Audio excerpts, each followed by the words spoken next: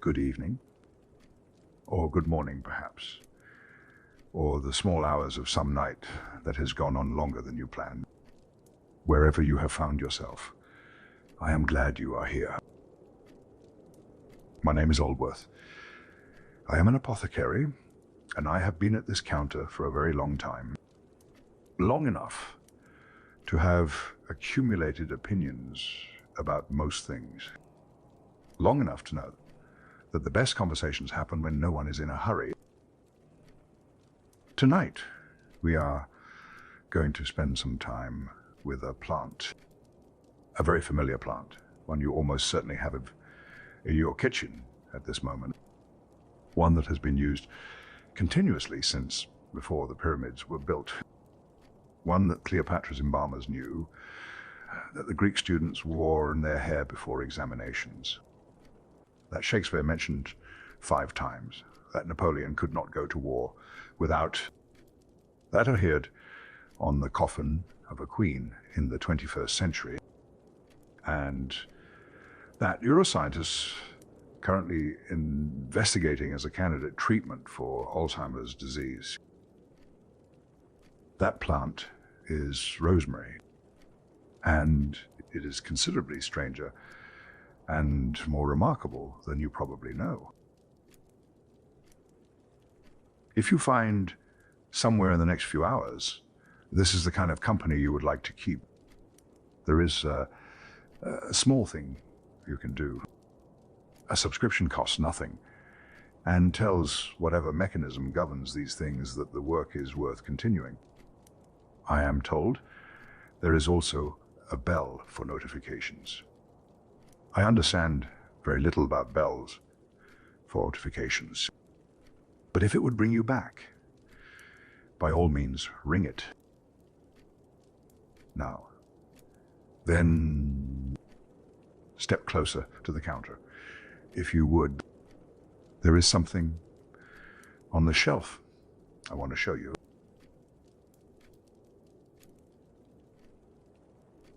Tonight, we are going to spend some time with a plant, a very familiar plant, one that most people walk past without stopping, one that sits in kitchen gardens, in window boxes, in the narrow beds beside front doors, clipped into shapes, forgotten between uses, snipped over a roasting pan without much ceremony. Most people know it only is something to put with lamb. Most people are missing a great deal. The plant we are speaking of tonight is rosemary, and we are going to begin, as I always prefer to begin, with the name, because names carry history in compressed form, and the name of this plant carries rather more than most. Rosemary. In Latin, foie rose, dew of the sea. Not the rosemary, as many people assume, though that association came later and stuck firmly. The original meaning is older and more specific than that. Froros, dew, the moisture that settles on things overnight, without rain, without effort.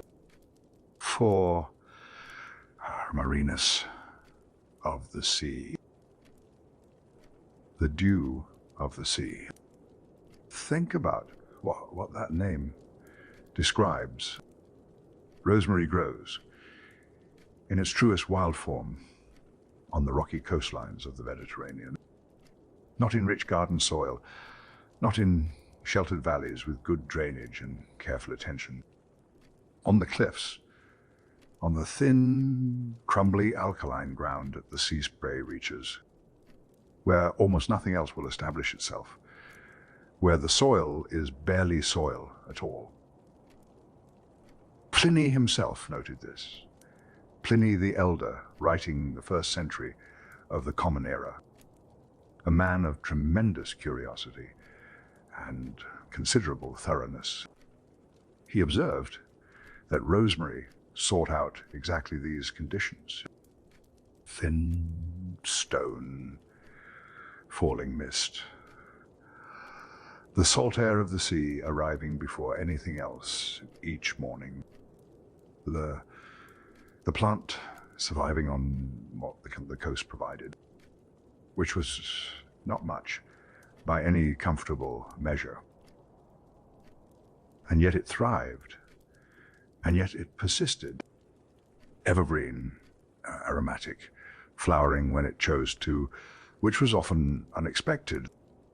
The name Primrose Marinaceae was not poetry, exactly. It was a precise ecological observation compressed into 2 words. Someone watched this plant carefully enough to understand what it lived on and named it accordingly. The ancient Greeks had a different name for it entirely. They called it anthocea, which means simply flower, not a flower, not this particular flower. The flower, the one that stood for flowers in general, in a particular landscape. Consider what that tells us. In the rocky coastal hills of Greece and the broader Mediterranean world, rosemary was so present, so undeniable, so much the thing that bloomed when everything else was bare or difficult, that it became the default meaning of the word for flowering, not distinguished by its name, distinguished by being the one that needed no distinction. The flower, par excellence in that landscape.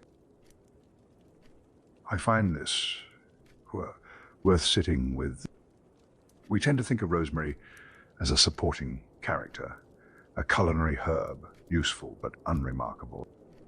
The Greeks, in the landscape where it actually grew, considered it remarkable enough to name the whole category of things after it. Their word for flower applies specifically to this plant. There's also another name, an older, stranger one. Pliny and other Roman writers noted something curious. Rosemary and frankincense smelled so alike when burned that the Greeks had given both the same name. Libanotis. The incense plant. Frankincense was precious. It traveled long distances. It cost considerable money. Rosemary grew on the hillside, freely, without cost. And when you burned it, the smoke rose with something of the same sacred character. Rosemary was, in the estimation of those writers, the poor person's incense. The sacred smoke available to anyone who could reach a coastal hillside. The same name. 2 plants, one for the temple, one for the field. Both called by the same Greek word because the nose made no strong distinction.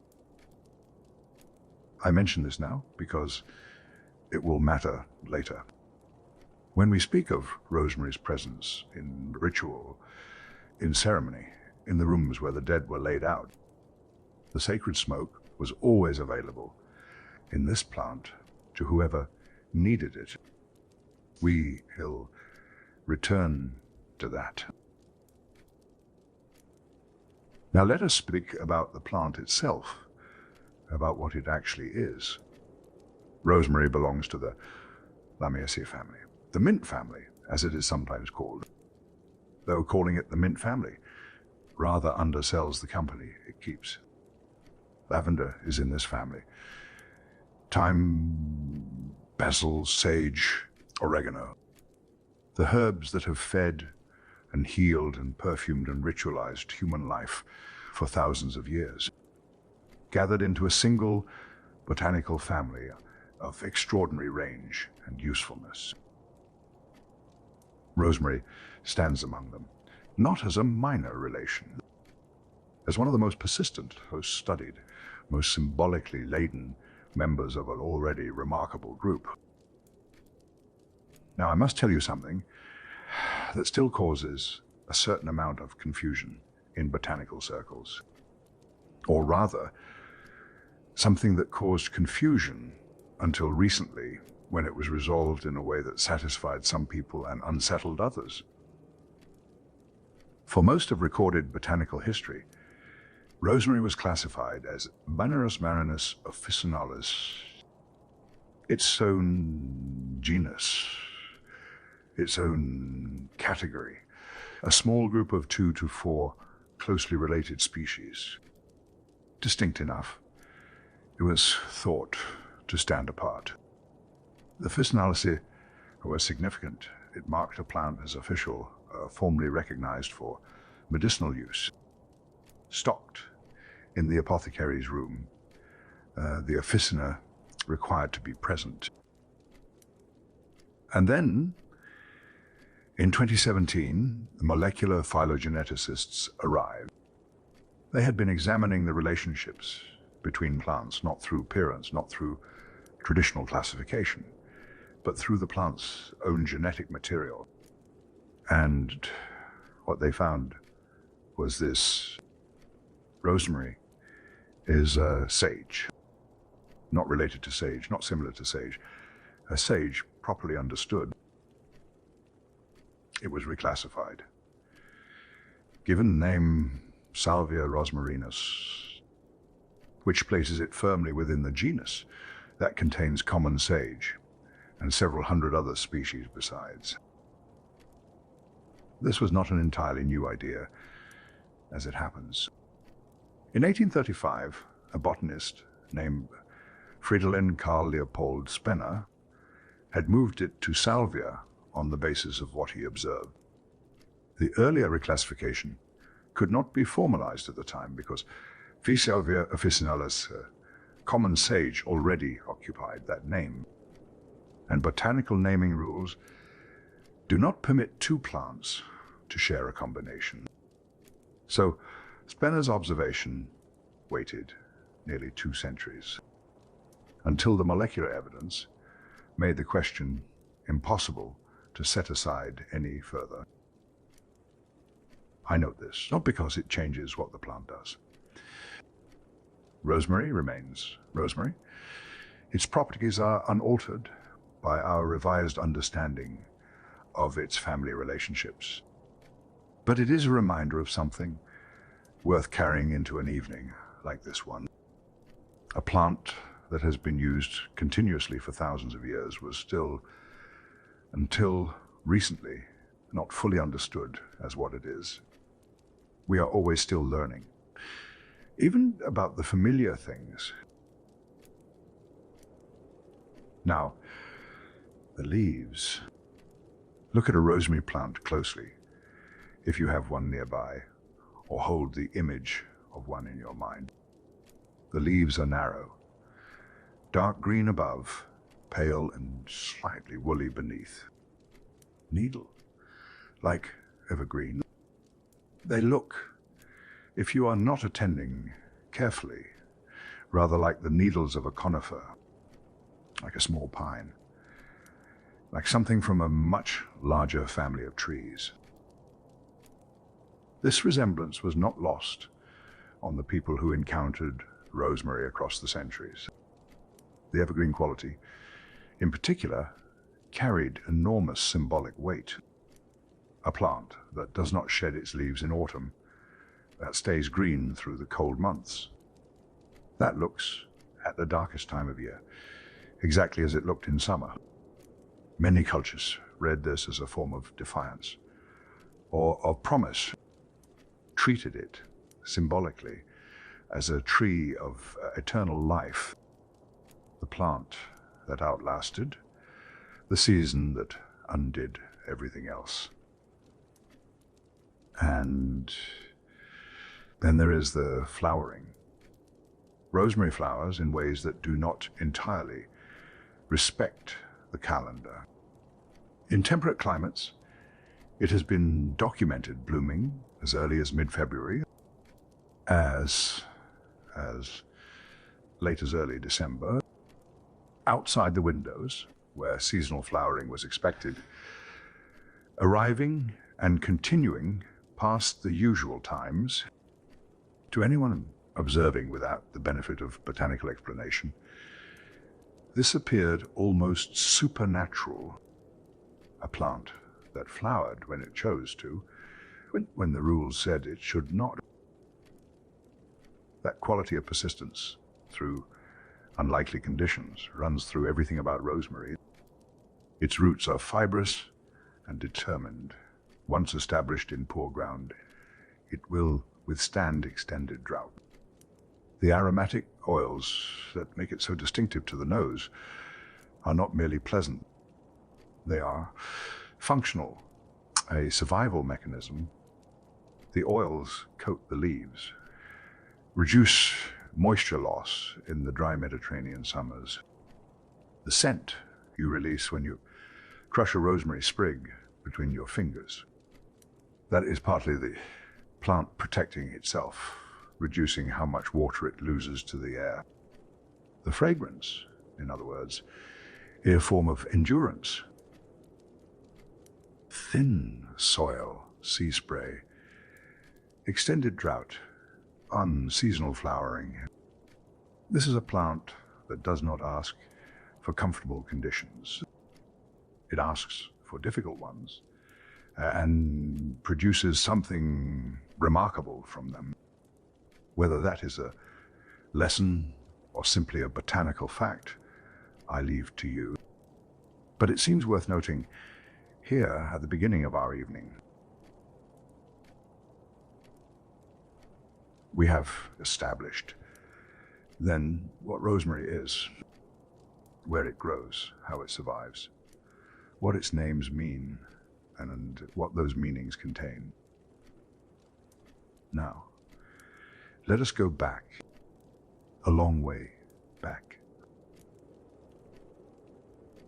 The earliest written mention of rosemary that we possess does not come from Greece or Rome. It does not come from the Mediterranean world at all. It comes from Sumer, a civilization that occupied the land between the Tigris and Euphrates rivers, what is now southern Iraq. And it is recorded not on papyrus, not on parchment, not in any form that suggests the civilization was fragile.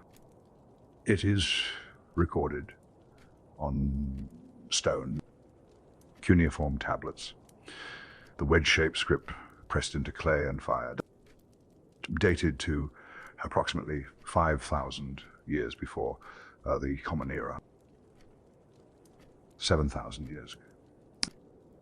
Let us pause there, because the number deserves its moment. The pyramids at Giza were built roughly 4,500 years ago. Rome fell less than 1,600 years ago. The Sumerian record of rosemary predates both of those by a considerable distance. What it said about rosemary precisely is not entirely clear in the surviving translations, but the fact of its presence in those tablets tells us something important. Rosemary was significant enough to record at the very beginning of human writing.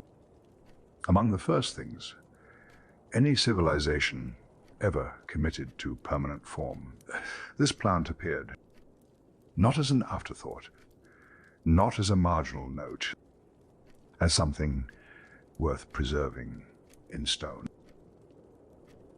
The Sumerians were not gardeners in any casual sense. They were systematic, they catalogued. They made lists of plants with the same care they made lists of laws. For rosemary to earn a place on those tablets, it had already accumulated enough significance to warrant recording, which means the relationship between this plant and human beings is older than the written record itself. We have only captured it partway through. Then Egypt. And here the record becomes physical. in a way that I find remarkable. We do not merely know that Egyptians used rosemary in their funerary practices from written sources. We know it because archaeologists have found rosemary woven into the wrappings of mummies. The plant itself preserved, still present inside the linen against the body, carried into whatever came next. The Egyptians used rosemary in their embalming processes, woven into the bandages, placed against the skin of the dead for preservation, yes, for its aromatic properties, certainly, but not only for these functional reasons. The soul, in Egyptian understanding, had a journey to undertake after death. It required certain things for that journey: protection, correct preparation. Rosemary, it appears, was considered part of what the soul needed. Sprigs of it were placed directly inside the tomb as well, not with the body, in the chamber itself, to perfume and protect the soul as it moved through that space. Archaeologists excavating pharaonic burial sites have confirmed this. The plant in the wrappings and the plant in the room, two forms of the same offering, two different moments in the same journey being attended to. I think about what this means for a plant we use primarily to flavor things. The same aromatic oils that we release over a roasting pan on a Sunday afternoon. Those same oils were considered by one of the greatest civilizations in human history appropriate for the passage of a soul, not merely pleasant, necessary.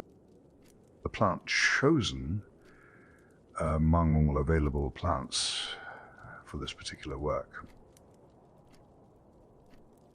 And then there is the king, Ramesses III, who ruled Egypt in the 12th century before the Common Era, and who is recorded as having offered 125 measures of rosemary to the god Amun at the temple of Thebes.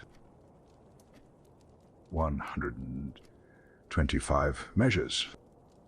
This was not a household offering. This was a state offering.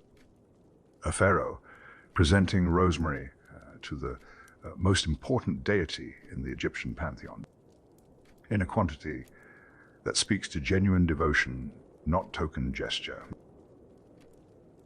Amun was not a minor god to whom one offered convenient herbs. Amon was the king of gods, the hidden one, the breath of life. And the herb offered to him in this quantity at this temple was rosemary. Not frankincense alone, not myrrh, rosemary. Which returns us to what Pliny observed much later about Trinlibanatisi, the shared name between rosemary and frankincense, the sacred smoke available to everyone.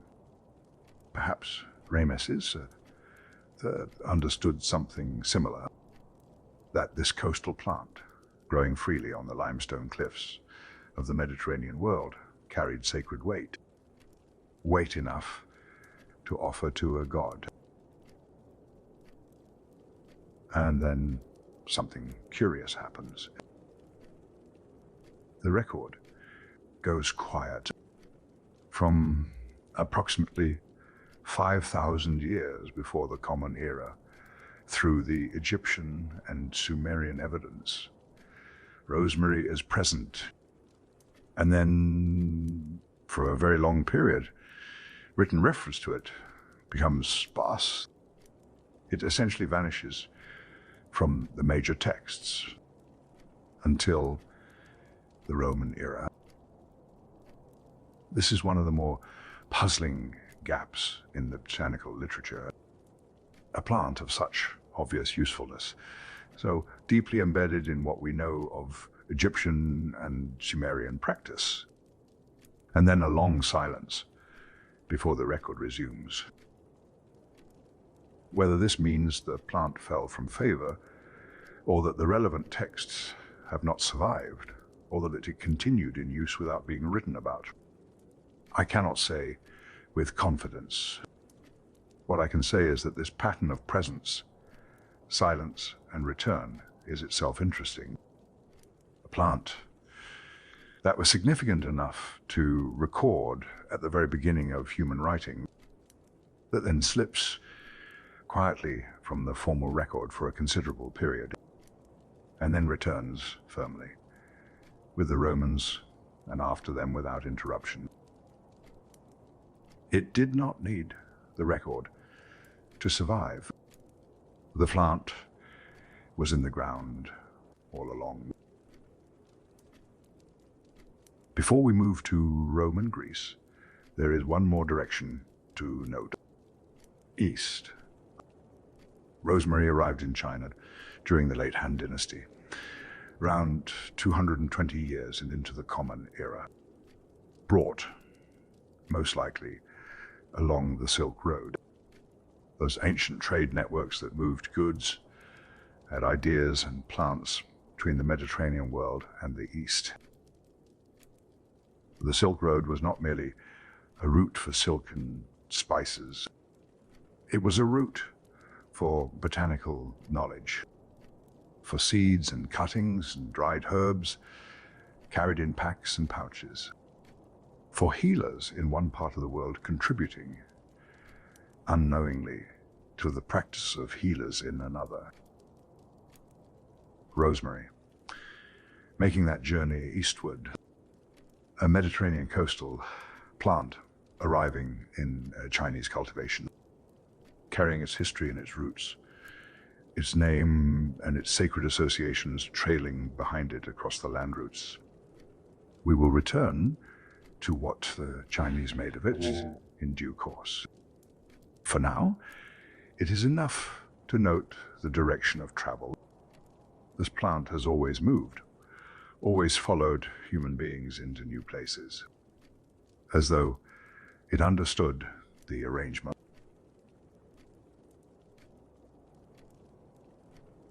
Now, the records sharpen. Now we have names and temples and specific observations from people who wrote carefully and whose work survive. Let us begin with story, because the Greeks, when they wanted to explain why a plant was the way it was, told a story about it, and the story they told about rosemary begins in the sea. Aphrodite, goddess of love, of desire, of the compelling force that draws things together, she was born, in the Greek telling, from the sea foam, from the churning white water of the Mediterranean coasts. And when she rose from that foam and walked toward the land, she was draped in rosemary, the plant of the coastal rocks, the plant that lived on sea spray and thin soil, the plant that grew precisely where the sea meets the land. It was already there, waiting at the boundary when the goddess arrived. This is not merely a charming myth. It is an explanation, an origin story for the plant's associations. Why does rosemary grow on the coast, as Aphrodite rose from that coast? Why is it associated with love and fidelity? Because it was the goddess of love who first wore it. Why does it smell the way it does? Piercing and clean, and somehow both present and distant. Because it was kissed by the sea before it ever met the land. The Greeks burned rosemary in the temples dedicated to Aphrodite. The smoke rising from the altar as an invocation, as a calling forth of her presence.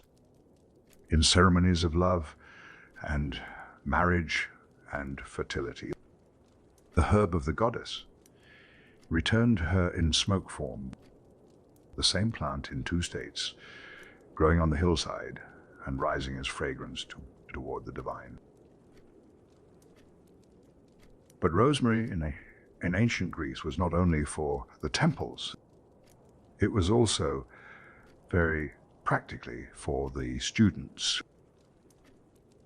Greek students, when preparing for examinations, would weave rosemary into their hair, wear it as garlands around their necks, carry it close to them through the hours of study and into the examination itself. Not as decoration. As medicine, they believed with considerable conviction that rosemary sharpened memory, that it aided concentration, that it made the mind more capable of holding what it had learned. I will say now, before we go any further, that this was not entirely mistaken. We will come to what modern investigation has found about rosemary and cognition in due course. For now, I will simply observe that the Greeks were paying attention, and that what they were paying attention to was real. Theophrastus knew rosemary, and Theophrastus was not a casual observer, a student of Aristotle. The man credited with founding botany as a formal discipline. He described rosemary's medical uses with characteristic precision. The root, he noted, could be used in wound treatment. The seed, taken as a drink with wine, was recommended for increasing milk production in nursing mothers. These are specific applications. Particular parts of the plant, particular preparations, particular conditions. Theophrastus was not collecting rumor. He was recording what careful practitioners had observed. And those observations, root for wounds, seed and wine for nursing mothers, were part of a larger clinical picture. Greek physicians of the classical period used rosemary against a remarkable range of conditions.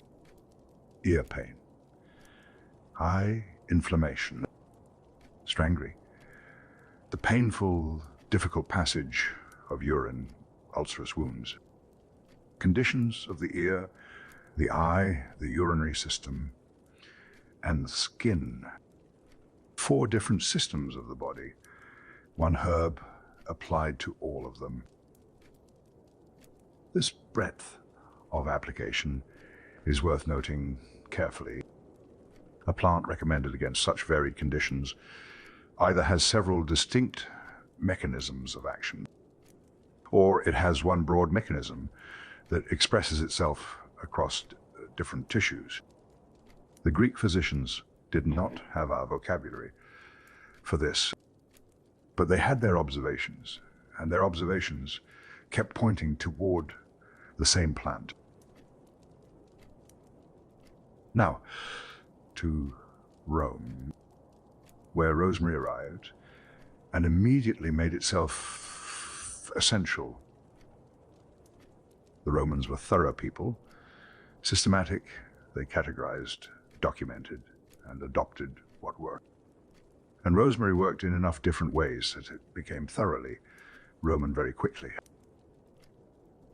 The funerary use came first, or at least it comes first, in the emotional register. Roman mourners carried rosemary in funeral processions, sprigs in hand. The grey-green leaves held as they walked. They placed those sprigs on the bodies of the dead at burial sites. 2 reasons, at least, which the Romans would have acknowledged. The evergreen leaves, a plant that did not die in winter, that stayed green when everything else faded. For a people thinking about the immortality of the soul, this was not incidental. It was a statement made in botanical form. This person has gone somewhere. The green remains. And the scent, the strong, penetrating aromatic quality, which in the practical circumstances of a Roman burial served an obvious purpose. I note this without indelicacy. The Romans were not sentimental people. They understood that the body required practical management, and they managed it practically. Rosemary's volatile oils did genuine work in that context. The sacred and the functional, as so often with this plant, operating simultaneously. And then, this is the part I find most worth attending to. The Romans used the same plant at weddings. Sprigs of rosemary presented to guests, entwined into the wreaths worn by the bride, a symbol of love, of fidelity, of remembrance, of the life she was leaving behind. The same plant at both ends of adult life, at the wedding, where one kind of life begins, at the funeral, where it ends. Rosemary presiding over the full arc. The Romans were not being inconsistent in this. They were being precise. Rosemary, in their understanding, was associated with remembrance, with the holding of something in mind across time, with continuity between what was and what is. At a wedding, you remember what you are leaving, and you carry it forward. At a funeral, you remember what has been lost, and you carry that forward too. The plant of memory, present at both moments when memory matters most. Pliny, the elder, wrote about rosemary at some length in his Natural History, published in 77 years of the Common Era, 2 years before Vesuvius buried Herculaneum. Pliny recommended rosemary for failing eyesight, for liver problems, for respiratory trouble, for jaundice, for gout and wound healing. 6 distinct conditions in 6 different systems of the body. He was writing as a naturalist, as someone who compiled what was known, tested it against observation, and recorded the result. The breadth of what he attributed to rosemary suggests he was drawing on a well-established tradition, not inventing uses, but cataloging what practitioners had found reliable. And Pliny added something else, something local and practical. He noted that in parts of what is now southern France, Languedoc, rosemary grew so abundantly that the local population burned it as their primary household fuel. Their primary fuel, not incense, not medicine, not a culinary herb. The material they burned heat their homes and cook their food, which tells you 2 things. First, that rosemary can grow in extraordinary density when conditions are right. Second, that even when burned as fuel, stripped of all sacred or medicinal intention, the plant still performed. Its volatile oils, retained even in the wood, still burned cleanly and well. The sacred smoke, again, whether anyone intended it or not. The Villa Dii Papyri at Herculaneum, buried under volcanic ash in 79 of the Common Era, when Vesuvius erupted, preserved by that catastrophe in extraordinary detail. When archaeologists excavated it, they found among the ruins of a wealthy Roman household actual remnants of rosemary, not mentioned in a text, not described in a recipe. Present, physical, found in the ground of a garden that had not been touched for nearly 2,000 years. This is the kind of evidence I find most satisfying, not because the written record is unreliable, but because there is something different about holding a plant in your hand, even as a fragment, even preserved by disaster. Rosemary was a common garden herb in wealthy Roman households. We knew this from the texts. And then someone dug into the ash and found it growing there. Or rather, having grown there and stopped growing on a particular day in 79 CE. Common, that is the word that the Villa Dioscorides confirms. Not rare, not ceremonial, common. Present in the ordinary garden of a person who happened to be wealthy. The Romans burned rosemary in their temples as well. Roman priests used it as incense during religious ceremonies, purification and invocation, continuing the Greek tradition, extending it into the Roman religious world. And they wove it into banquet garlands. The decorations at their great feasts, where it likely also flavored the wine. The Romans had discovered that steeping herbs in wine enhanced the drink, both in taste and they believed in its effects upon health. Rosemary in the garland above your head. Rosemary's character in the wine cup at your lips. The feast comprehensively attended to by a single aromatic plant. And then there were the practical Roman assessments. Roman writers classified rosemary as effective against snakebite and as a pesticide, something that repelled or killed insects. These seem at first like the furthest reach of rosemary's claimed properties. But they are not, as it turns out, simply hopeful claims. Modern science has confirmed genuine antimicrobial properties in rosemary and confirmed genuine insect repellent activity in its volatile oils. The Romans did not know about compounds or mechanisms. They knew that applying rosemary to a wound seemed to help prevent it from worsening. They knew that certain creatures avoided places where rosemary was present, and they recorded these observations with the same matter-of-fact precision they applied to everything else.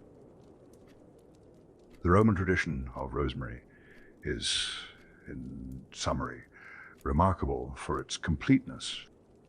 Sacred, medicinal, culinary, domestic, funerary, celebratory. There was almost no significant aspect of Roman life in which rosemary did not have a role. Which is perhaps why, when Rome's influence spread across Europe, rosemary went with it into the gardens of territories. The legions had never explicitly carried herb seeds into the practices of peoples who received the Roman tradition and made it their own. The plant had been moving since the Silk Road carried it east.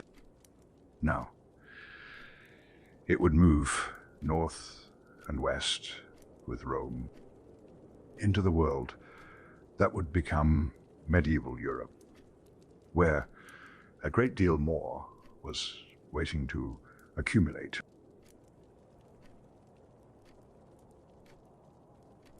There is one name that belongs in any serious account of rosemary's medical history. One text that carried the plant's reputation forward across 15 centuries of European and Islamic medicine.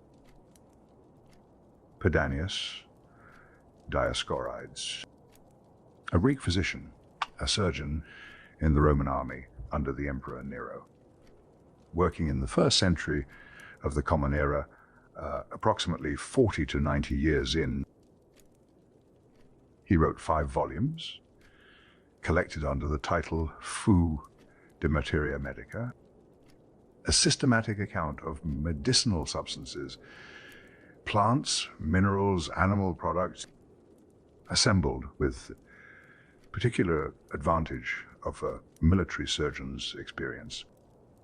A man who had treated wounds and illness across the full breadth of the Roman world, who had encountered what worked not in a library, but in the field. De Materia Medica was used as the primary reference for herbal medicine across Europe and the Islamic world for over 1400 years. Not referenced as history, consulted as instruction. Physicians, reaching for it as a working practitioner, reaches for a reliable guide. 14 centuries of active use is, by any measure, an extraordinary achievement for a single text. And rosemary is in it. Dioscorides characterized rosemary as warming in nature. In the medical framework of his era, this was a precise classification, not a vague impression. Warming plants acted on the body in specific ways. They moved what was stagnant. They stimulated what was sluggish. He prescribed rosemary as a bath preparation for athletes before exercise, to prepare the body after exercise for recovery. This is, as far as the record shows, the first documented sports medicine application of rosemary. A Roman military surgeon recommending an aromatic herb bath for athletic performance and recovery. The same essential idea appears in various forms in contemporary practice. The thinking behind it has not changed so very much in 2,000 years. Dioscorides also noted rosemary's use against jaundice as an analgesic, as a body ointment. And then, in the very first line of his rosemary entry, something that catches the attention. He mentioned that the plant was used by crown makers. Crown makers. He did not elaborate. He stated it as a fact so obvious it required no explanation. That the people who made ceremonial wreaths and crowns used rosemary for the purpose. Its flowers and branches woven into the things that were placed on heads at significant moments. Weddings, victories, rites of various kinds. The medical writer noting the ceremonial function almost in passing, as though it were simply part of what any reader would already know about the plant. Then there is Galen, the Roman physician of the 2nd century, whose theories governed Western medicine for over 1,000 years. A figure of such authority that to disagree with Galen, well into the Renaissance, required considerable courage. Galen also wrote of rosemary, and here something significant emerges. Pliny, Dioscorides, Galen, 3 of antiquity's most influential medical minds, writing in different contexts, for different purposes, from different positions, and all 3 arrived at the same conclusion about one property of this plant. It improved memory. Not one of them. All 3. The consensus among the greatest medical writers of the ancient world on this point was complete. We will return to memory at length later in our evening. It is perhaps Rosemary's most persistent association, and the most consistently supported by what has followed since. For now, I note simply that the Greeks' habit of wearing rosemary while studying, and the Roman medical consensus that it aided memory, were pointing in the same direction. Observation and formal medical opinion agreeing across centuries. One more thing about Quatrinti Materia Medica before we move on. In 1555, a Spanish physician named Andres de Laguna produced an illustrated edition of the text, engraved, annotated, circulated widely across Renaissance Europe.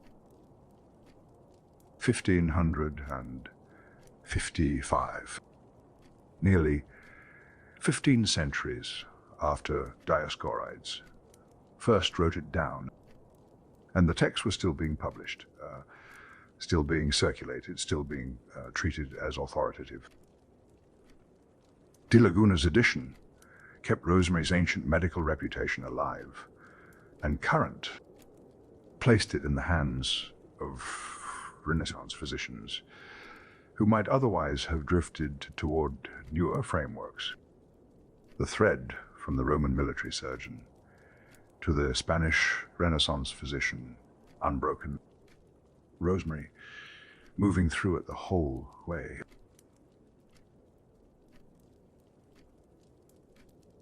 Rome fell, or rather, Rome did not fall so much as transform. Its roads remained.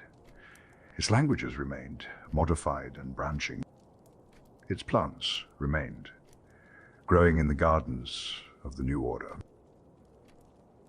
And into the world that Rome left behind came Christianity, which is to say, came a new way of understanding what plants meant, what their presence signified, what stories they were part of. Rosemary did not need to change to find a place in this new world. It simply acquired new stories, new explanations for what it already was. The most beloved of these stories concerns the Virgin Mary and a journey and a flowering bush by the side of a road. The Holy Family fleeing into Egypt, the mother tired, the child needing rest. They stopped beside a rosemary bush, and Mary laid her blue cloak over its branches to rest. When she lifted it, the flowers had changed. They had been white. Now, they were blue, the color of her cloak, taken into the plant, held there permanent. From that day forward, in this telling, rosemary flowers were blue, and the plant bore a new name, the Rose of Mary. A variant of the story replaces the cloak with the swaddling clothes of the infant Jesus, spread over the bush to dry in the Egyptian sun. And the plant, having held the garments of divinity, thereafter carried the scent of sanctity. The smell of rosemary, in this version, was not merely aromatic. It was the smell of divine protection, of something holy having rested there. These stories are, of course, legends. And I note, because honesty requires it, that the name Pharos Marinus has nothing to do with Mary. It predates Christianity by centuries. Dew of the sea, a precise ecological description applied by people who watched where the plant grew. The connection to Mary was what scholars call a folk etymology, a later pious overlay. The name sounded like it meant something devotional, And so a devotional story was built around it. This is not unusual. It happens to many plants. And the story, whatever its etymological accuracy, shaped how millions of people related to rosemary for centuries, which is its own kind of significance. The medieval beliefs that grew from the Mary legend were specific and practical. On Christmas Eve, the belief was this: smell rosemary, truly smell it, bring it close and breathe it in, and you would be granted a full year of good health, luck, and happiness. Not a vague blessing, a specific one with a specific duration. 1 year, beginning from that Christmas Eve. The herb that Mary had blessed with her cloak, now blessing those who inhaled its scent on her son's birthday. This transformed rosemary into a central element of the Christmas season across European homes and churches. Not merely present, sought out, deliberately obtained and used. A ritual with health at its center, Western devotion. There was another belief, stranger and more mathematical. Rosemary, it was said, grows to its full height in exactly 33 years, and then ceases to grow taller, and eventually dies. 33 years, the lifespan of Jesus Christ. The arc of the incarnation, from birth to crucifixion, measured in the growth of a herb, the plant that stopped growing at the age he stopped living. This is not botanically accurate. Rosemary does not observe a 33-year limit on its height. Well-established plants can grow for considerably longer and reach considerable size. But the belief was not about botanical accuracy.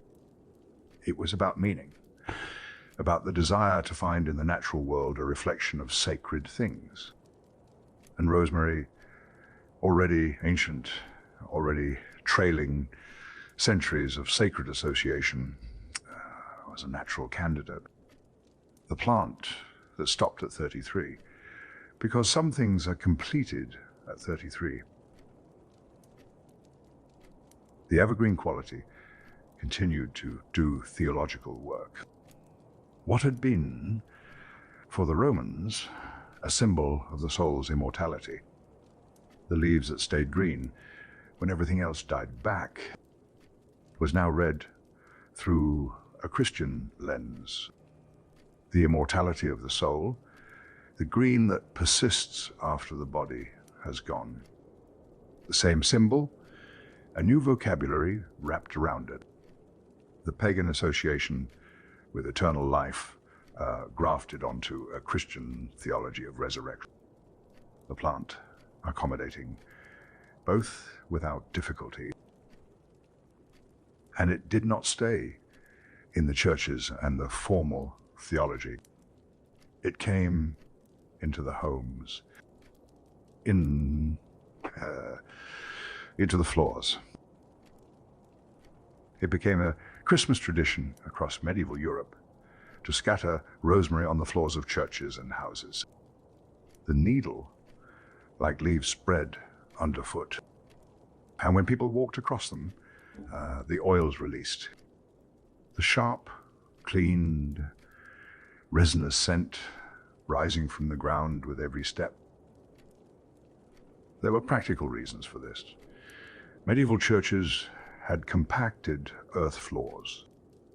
Medieval homes had sanitation that we would not find entirely comfortable to contemplate. Rosemary's volatile oils were genuinely antimicrobial. They did genuine work in those spaces. They masked what needed masking. They helped in some small degree with what needed helping. But the act was also understood as a blessing The releasing of the plant's sacred scent in a sacred space, the devotional and the practical, are so often in this plant's history working side by side, neither cancelling the other, both simply present as the rosemary was present, underfoot. The sprigs went on the walls as well, hung alongside holly and ivy in churches during the Christmas season, part of a canon of sacred greenery. Holly and ivy, both carrying their own ancient associations, their own long histories of meaning, and rosemary among them. All three evergreen, all three older than Christianity, all three received into the Christian calendar and given new readings while retaining their old ones. The churches in winter, fragrant with plants that had been fragrant in those same months long before a church ever stood on that ground. There is a continuity in that which I find quietly remarkable. The seasons do not change their character because the theology changes. And the plants that have always attended the dark months attend them still. Whatever name is given to the celebration, whatever story is told about why the green things are brought inside,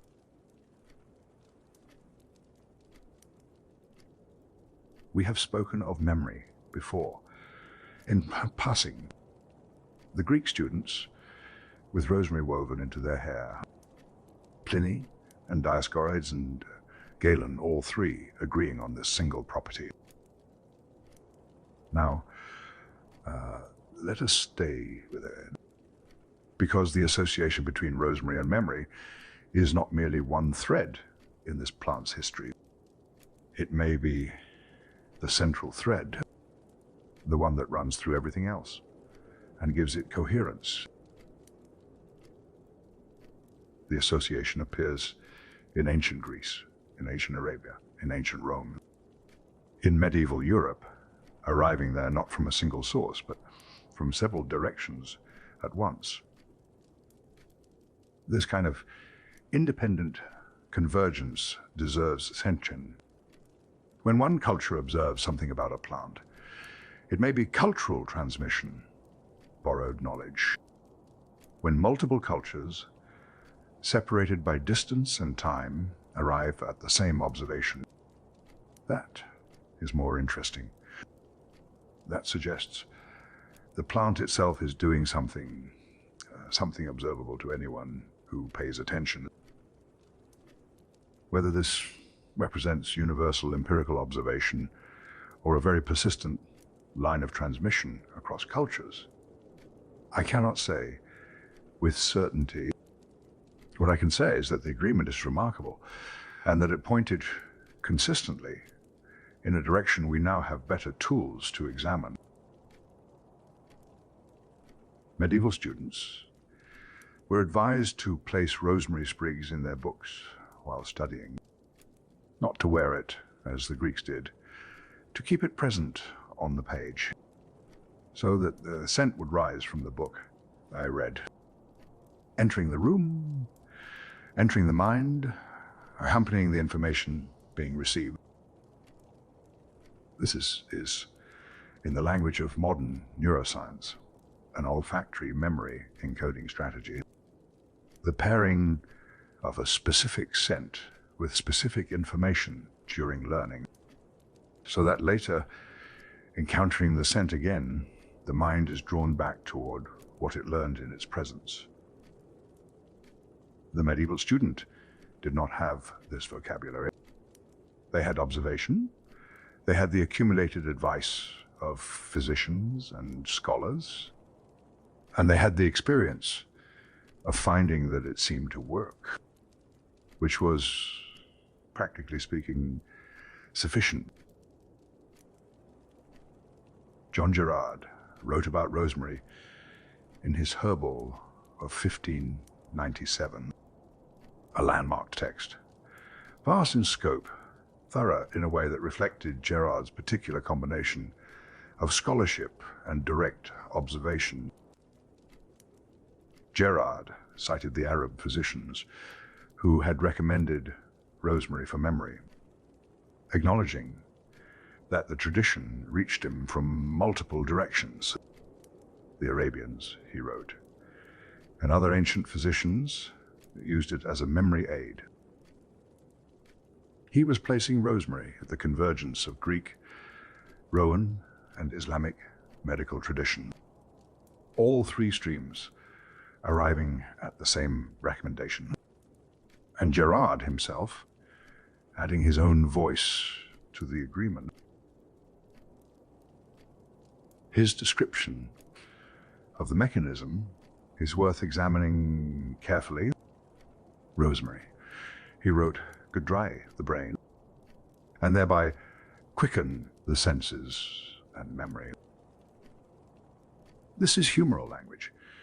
The medical framework of his era held that excess moisture in the brain impeded cognition. A wet brain, in this understanding, was a slow brain. A warming, drying herb could correct the imbalance, sharpen what had become sluggish. The framework is wrong in the precise mechanistic sense. Brains are not improved by drying. The humoral theory does not map onto anatomy as we now understand. And yet, the aromatic compounds in rosemary, and specifically a compound called 1,8-cineol, do cross the blood-brain barrier.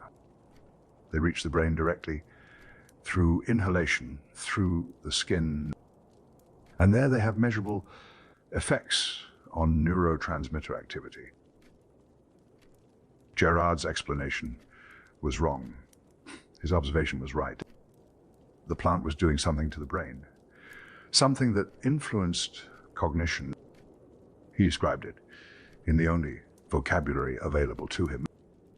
And the description, stripped of its humoral framework, points toward a real mechanism. Tradition knew before the science arrived to explain it. Gerard also wrote about the flowers, specifically about sugared rosemary flowers, which he recommended to comfort the heart and make it merry and quicken the spirits and make them more lively. Sugared flowers, food as medicine, medicine as pleasure. An early forerunner of culinary medicine, the understanding that nourishment and therapeutic action are not separate categories. The rosemary flower and the sugar making the medicine palatable, and the whole thing serving both the tongue and the mind simultaneously. Gerard understood what the best herbal practitioners have always understood, that the line between food and medicine is a line we draw for administrative convenience. The plant does not observe it. Sir Thomas More said something about rosemary that moved it out of the dispensary entirely. More, the 16th century statesman and philosopher, author of Utopia, a man not given to casual sentiment. He allowed rosemary to grow all over his garden walls, he said, because it is the herb sacred to remembrance, and therefore to friendship. Read that again, slowly. If you would, sacred to remembrance, and therefore to friendship. The logic is quiet, but worth following. Friendship, in More's understanding, is not merely present affection. It is the continuity of a person in your mind across time and distance. The holding of someone, the returning to them, the not forgetting. Rosemary, the herb of memory, was therefore the herb of that holding, the herb of keeping faith with those who are absent, of carrying them with you, even when they are not in the room. Moore was not describing a medicinal property. He was describing a philosophy of what memory is for, and finding rosemary the appropriate symbol of it. Shakespeare found it the same. He mentioned rosemary in 5 of his plays, which tells us, among other things, that the herb was so culturally present in Elizabethan England that audiences recognized every reference immediately. You do not mention a thing 5 times in different plays unless you are confident your audience knows it. The most famous is Ophelia's line in Hamlet. There is rosemary, that is for remembrance. Pray, love, remember.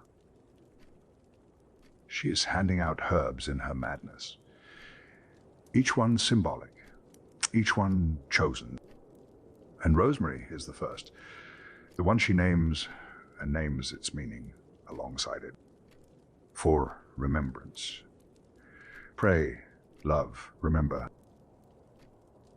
The word pray doing considerable work in that sentence. Not merely a polite request. An entreaty, a near desperate one, from a woman losing her grip on the world. Remember, the rosemary pressed into the hand of the person she is asking. In Romeo and Juliet, rosemary appears at the betrothal feast, and then appears again at Juliet's apparent funeral, Shakespeare placing the same herb at both moments deliberately. The plant of love and the plant of the dead, as it had been for the Romans.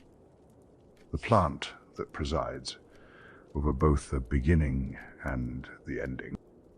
Not because Shakespeare invented this, because it was already the truth about rosemary. He simply recognized it and used it with the precision of someone who understood plants and their meanings. The herb of memory, present at the moment love begins, and present again when it appears to end, carrying the continuity between those two moments, as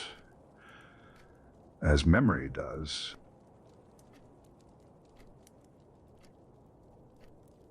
There is a custom that ran through English life for approximately 2,000 years, quietly, without much ceremony around the ceremony itself, simply present at the graveside, as it had always been present. When someone died, rosemary was carried in the funeral procession, and when the body was lowered into the ground, sprigs were cast in after it, into the grave, down into the earth with the person. This practice did not finally disappear from English custom until the 19th century, 2,000 years from its Greek and Roman origins to the Victorian era. An unbroken thread of botanical grief spanning the full arc of Western civilization. A physician and poet named George Sewell wrote about this custom. He lived from 1687 to 1726. Not a long life, not a comfortable one. He died indigent and alone, without a memorial stone, without apparently anyone to ensure that the herb he had praised was placed with him. His verse survives, which is its own form of memorial. He wrote, "All must be left when death appears, in spite of wishes, groans, and tears. Not one of all thy plants that grow, but rosemary will with thee go. All must be left. But rosemary goes with you, not as a comfort, exactly as a fact, a botanical constant at the end of things. Whatever else is stripped away in dying, this plant accompanies. There is something in the irony of Sule's own burial that I find quietly affecting. A man who understood the tradition well enough to write its elegy, and who was buried without its benefit, the herb that will with thee go, failing to go with the man who said so. His poem, the only sprig he left behind. The tradition did not vanish with the 19th century. As it turns out, it simply became less common, less expected, less understood. In 2022, the coffin of Queen Elizabeth II was adorned with a floral arrangement, chosen with care, designed with attention to what each element meant. Rosemary was included. The ancient role of this herb as a symbol of remembrance, present at the funeral of a Greek, a Roman, an Elizabethan, a Victorian, present also at the lying in state of a 21st century monarch. The thread had not broken. It had simply become less visible for a while. Then it surfaced again, as threads do at a moment that required it. And yet, this same plant was equally present at the beginning of life together, at weddings. At the moment when two people chose each other, at Tudor weddings, rosemary branches were gilded or dipped in scented waters, perfume, and tied at different places inside the church. Not merely decorative, though they were certainly that, the scent releasing in the warm space, the aromatic oils meeting the air of a room full of people. Perfumery, medicine, and symbolic meaning compressed into a single gilded branch.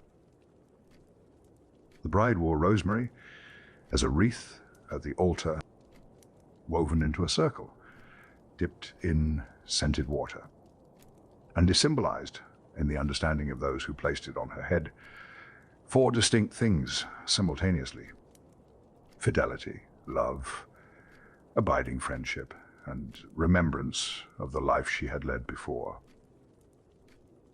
That last one is the one I return to. Remembrance of the life she had led before. The rosemary wreath acknowledging that a woman entering marriage was leaving something behind. An identity, a set of relationships, a way of being in the world that would now change. The herb of memory placed on her head at the moment of transformation, not to make her forget, to help her remember what she was carrying forward, to honor what was being left, even as she moved toward what was coming. Rosemary at the wedding and rosemary at the funeral. Both moments of passage. Both moments when something ends and something else begins. The plant that attends the threshold in any direction.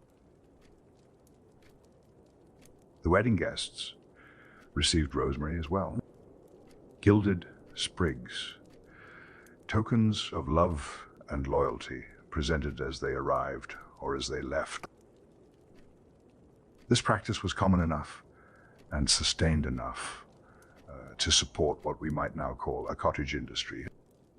The preparation and decoration of herbal favors. Sprigs gilded, tied with ribbon, wrapped and presented. Small aromatic gifts distributed at celebrations across centuries. The guests carrying rosemary home from the wedding, the scent in their clothes for days afterward, the memory of the occasion arriving each time they caught that particular fragrance, the herb of memory, encoding the event in exactly the way it was said to encode things. In Spain, rosemary found its way into courtship by a different and rather practical route. A woman with more than one suitor faced a familiar problem: how to choose. The Spanish method was botanical. You took a small rosemary cutting for each man in question. You named each cutting for the man it represented. You planted all of them in the same pot, the same soil, the same conditions, the same care. Then you waited. Whichever cutting grew the strongest was the man you should marry. Not the handsomest suitor, not the wealthiest, not the most persistent in his attentions. The one whose rosemary thrived. There is a logic here that I find quietly appealing. The removal of the decision from the realm of feeling and preference. The delegation of the choice to something outside of human partiality. The plant as oracle, the growing thing as arbiter. Whoever tends to flourish in your company is the one worth choosing. And in 19th century Spain, the protective associations of rosemary had not diminished at all. Travelers wore a sprig of rosemary in their hat, not for fragrance, for protection against witchcraft, against ill-intentioned strangers on the road. This is the Enlightenment era, the age of reason, supposedly, the period when we are told that such beliefs have been replaced by more rational frameworks. And yet, the sprig was in the hat. The traveler setting out with rosemary as surely as with boots and provisions. Beliefs of this kind do not vanish because the intellectual climate changes. They persist in the places where people live and travel and feel vulnerable to what they cannot see. A sprig of rosemary and a hat on a Spanish road in the 1800s. The same instinct at its root as the sprig placed in the Egyptian tomb 4,000 years earlier. Protection. The aromatic plant standing between the vulnerable person and what might harm them. The sacred smoke, whether or not anyone called it that anymore. Present, doing its work, as it had always done.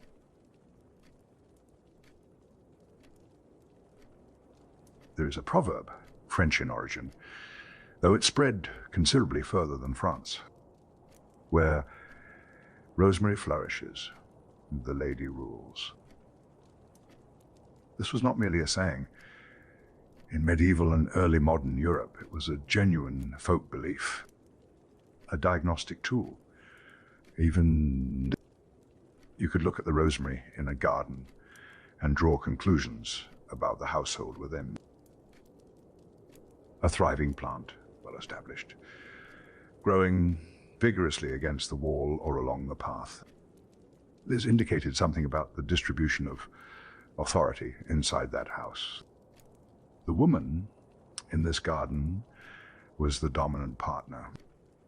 The household ran by her direction. The plant as evidence. The plant as social commentary. Growing quietly in the garden, testifying to what was happening indoors. By the 16th century, This belief had spread widely enough across England to produce a remarkable consequence. Men were pulling rosemary out of their gardens, not because it was failing, not because they had decided they did not want it, but because they did not want their neighbors drawing the obvious conclusions. A thriving rosemary plant in the public-facing garden was a form of domestic advertisement, and some men apparently found the advertisement uncomfortable, bitter, no rosemary at all, no rosemary, that testified against them.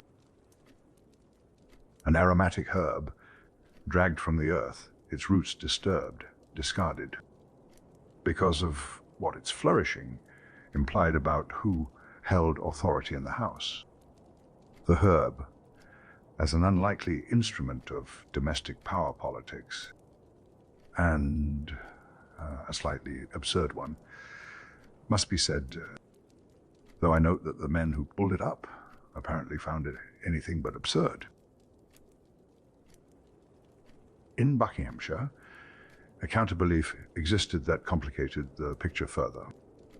Here, rosemary was said to thrive or wither according to the fortunes of the master's business. Not the mistress. The master, the plant, as a living barometer of commercial and professional prosperity. If the rosemary was doing well, the man's affairs were going well. If it drooped or browned or failed to establish, something in his business was amiss. Two beliefs about the same plant in the same era. One saying the plant reveals female authority, the other saying it reflects male prosperity. Both held simultaneously in different communities without apparent awareness of the contradiction. The rosemary, as usual, accommodating multiple interpretations, growing on regardless, troubled by the arguments being conducted in its name.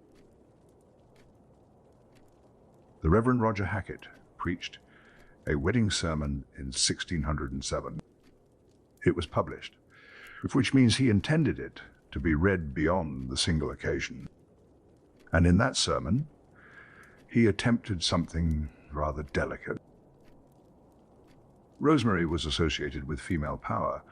This was, by his era, a well-established fact in popular understanding.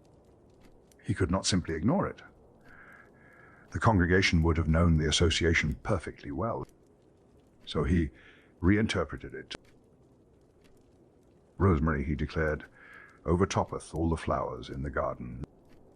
And this overtopping boasted man's rule, the plant that grows taller than everything else represents masculine authority, not female dominance. The reverse. I present this without extended commentary. A clergyman at a wedding performing what might charitably be called creative botanical interpretation, taking a plant stubbornly associated with women's authority and arguing from the pulpit that it meant the opposite. The effort required to do so tells you something about how firmly the original association was held. You do not preach a sermon against a belief that no one holds. In some folk traditions, a woman who wished to confer authority upon herself had a specific prescription. She should receive a bunch of rosemary, tied, red and purple ribbons. Red and purple, the colors of royalty and power. The ribbon colors encoding the aspiration, the plant encoding the mechanism, a botanical investment in female dignity, as deliberate and specific as any legal arrangement. The woman receiving this bundle well, not merely receiving a pleasant gift. She was receiving, in the understanding of the tradition, something that operated, that had effect, that shifted something in her position, and standing the plant as instrument of social power, available to women in a world where other instruments were not.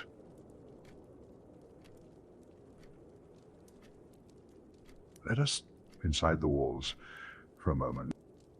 The monastery walls, the enclosed garden within them. The fortus conclusus, the physic garden that every substantial monastery maintained. We have spoken of monastic gardens before in other evenings in the shop. They were not incidental. They were not merely pleasant spaces for contemplation. They were the pharmacies of their era, the places where medicinal knowledge was grown, tended, and made available. And in those gardens, rosemary was obligatory, not suggested, required, valued for medicine and for the chapel simultaneously. The aromatic plant serving both the infirmary and the altar, as it had served temples and medicine since the Greeks. The mandate for this came, in part, from a remarkable document, Charlemagne's Psychapitula de Villis, issued around 802 years into the Common Era, an agricultural decree, a list of what every royal estate in his empire was required to cultivate. Rosemary was on the list. By imperial order, it was to be grown across the full extent of Carolingian Europe, from what is now France into Germany, into the reaches of the empire. This was not a gentle suggestion from an emperor with an interest in herbs. This was a mandate, a formal requirement with the weight of imperial authority behind it.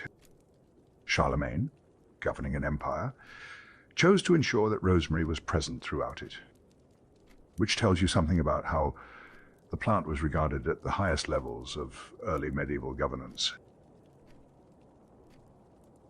The pilgrims who traveled the medieval routes benefited from those monastic gardens directly. They could stop at a monastery along the way and replenish their herb sachets. The protective bundles of dried plants carried for health, for warding for the long exposed miles of walking. Rosemary among them. The plant of protection and remembrance. The pilgrim carrying it into the road, the monastery having grown it specifically so that it could be given away. A function once medical, protective, and hospitable. The enclosed garden serving the world beyond the wall. An Anglo-Saxon translation of 5th century Roman herbal survives from around 1,000 years into the Common Era. It includes rosemary, and its description of the plant is notably practical. No mythology, no sacred associations, no proverbs about who rules the household. Blended with lard, it treated fresh wounds. Its juice soothed toothache and itch. That is all. 2 applications, 2 preparations, both direct and functional. This is the apothecary's rosemary, rather than the poet's. The plant reduced to what it does in the hand of someone who needs it to something. I find this Anglo-Saxon account quietly satisfying. Among all the mythology and symbolism that surrounds this plant, here's the voice saying simply, wounds, toothache, itch, lard juice, apply. the pragmatic tradition, running alongside the sacred one, as it always has. The monastic records also document something that might surprise those who think of rosemary primarily as a cooking herb, or primarily as a medicinal one. Medieval monastic medicine texts recommended rosemary for hair. Specifically, rosemary rinses applied to the scalp and through the hair to strengthen it, to prevent premature graying, to stimulate the scalp. This is cosmetic medicine. The care of appearance through botanical means, running parallel with all the wound treatments and liver remedies and memory applications. The monks were not apparently indifferent to their hair, or rather, the infirmary texts they maintained addressed the whole person, including the parts of the person that wished to remain presentable. The rosemary rinse for hair is incidentally a use that has never fully disappeared. It persists in household practice, in the kind of knowledge passed between people who grow herbs. The same recommendation in different language across 10 centuries of continuous use. And then in 1338, something changed in England specifically. Queen Philippa of Hainault, wife of Edward III. She received rosemary cuttings as a gift and planted them. Before this, English scholars knew rosemary from texts, from the written record of its properties and history. But the plant itself was not widely cultivated in English gardens. Philippa's cuttings changed that. From 1338 onward, rosemary began to establish itself in English soil in earnest. The plant that would eventually grow over Sir Thomas More's garden walls, that Shakespeare's audiences would recognize immediately without explanation, that English mourners would carry to graves for another 500 years. It began in England with a queen and a gift and cuttings pressed into English earth.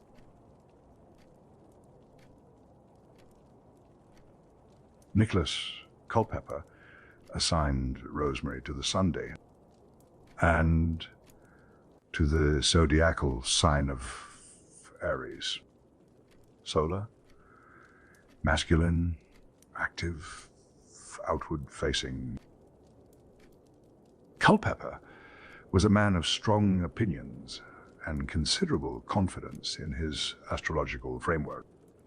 He classified plants by planetary rulership and applied that classification to their uses. Rosemary, under the Sunday, was warm and expansive. It brightened, it stimulated. The solar attribution made a kind of sense for a plant that thrived in full Mediterranean light. And yet, here was a plant that ruled in the woman's garden by popular belief, that was tied with red and purple ribbons for female authority, that the Reverend Hackett felt obliged to argue against from a pulpit at a wedding.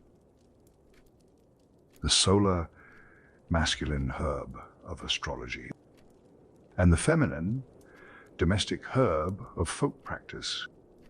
The same plant, understood from two different angles, arriving at conclusions that did not quite agree. Rosemary, as usual, accommodating the contradiction without apparent difficulty. Let us turn now to the doors. In medieval European folk belief, planting rosemary on either side of a doorway would repel witches.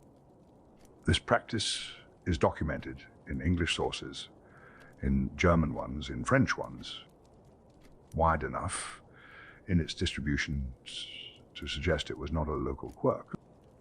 Not one villager's particular solution to particular anxiety, but a shared understanding across a considerable geographical range. The threshold. Again, the boundary between inside and outside. Rosemary stationed at it, standing guard, the aromatic oils releasing into the air around the door. Whether those oils discouraged anything other than certain insects, I cannot say with professional confidence. But the instinct to place something protective at the point of entry is very old. And rosemary, with its centuries of accumulated protective association, was a natural choice for the position. When illness took someone in a medieval household, the response to their death was practical and immediate. Rosemary was burnt in the room where they had died. The smoke was believed to do two things simultaneously: to purify the air of the disease miasma, the invisible corrupted air that, in pre-germ Thori medicine, was understood to carry illness from person to person, and to drive out any malevolent spirits that might linger around the death site. The antimicrobial properties of rosemary's volatile oils, as it happens, genuine. We now know this. We can measure it. The medieval household burning rosemary after a death was doing something real, something that reduced the genuine biological risk of the space. They did not know about pathogens. They knew about miasma. Different framework, correct direction.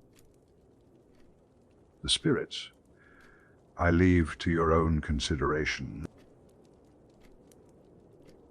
On Walpurgis night, the 30th of April, when witches were believed to reign at their most powerful, rural European households were smoked out. Torches made from hemlock and rosemary carried through the rooms, the smoke filling every corner, reaching into every space where something might be lurking. The inclusion of rosemary in those torches was considered essential, not merely helpful, necessary. It was the rosemary specifically that was believed to force any witches present to flee. Hemlock contributed its own properties to the combination, but rosemary was the active ingredient in the eviction, the sacred smoke, deployed as a weapon of supernatural house cleaning. Once a year on the night, when the boundary between worlds was at its thinnest. In Ireland, the concern was different and more intimate. The fear of the changeling was real in Irish folk belief. The fairy folk who would steal a human infant from its cradle and leave in its place a fairy child, a thing that was not the child you had. The anxiety this belief encoded was genuine. The loss of a child, the child who was not thriving, the child who seemed suddenly different. Given an explanation, however fantastical, that at least named the fear. Against this, rosemary was hung above the infant's cradle, a ward, a botanical barrier between the baby and what might take him. The same plant that the Scandinavians had said should not be used to make the cradle, now hung above it as protection. Different countries, different relationships to the same herb in the same piece of furniture. The complexity of folk knowledge, varying by place and community and accumulated experience. And then Portugal, where rosemary was considered sacred to the fairies rather than repellent to them. not a ward, an invitation. Signal of welcome to the fairy world. And in Spain, the same herb warded off the evil eye. A different threat entirely. A different mechanism of protection. The same plant in 3 neighboring countries, carrying 3 different supernatural meanings. Fairy repellent in Ireland, fairy attractor in Portugal, shield against the evil eye in Spain. This is not contradiction, exactly. It is evidence of how plant folklore actually works, not as a single unified system with consistent rules applied everywhere, but as a collection of local relationships, parish by parish, valley by valley, each community arriving at its own understanding of what the plant did in the spirit world. And all of them agreed that it did something. The disagreement was only about the pillow, placing rosemary under the pillow at night. In English folk tradition, served 2 purposes. It kept nightmares away, and it helped the sleeper remember pleasant dreams upon waking.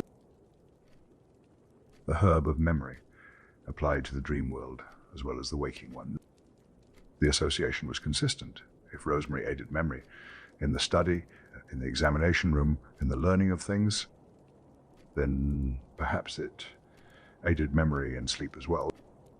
The same property applied to a different kind of knowing.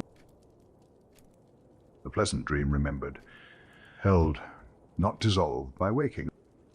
The nightmare kept at bay by the same aromatic presence that kept witches from the door.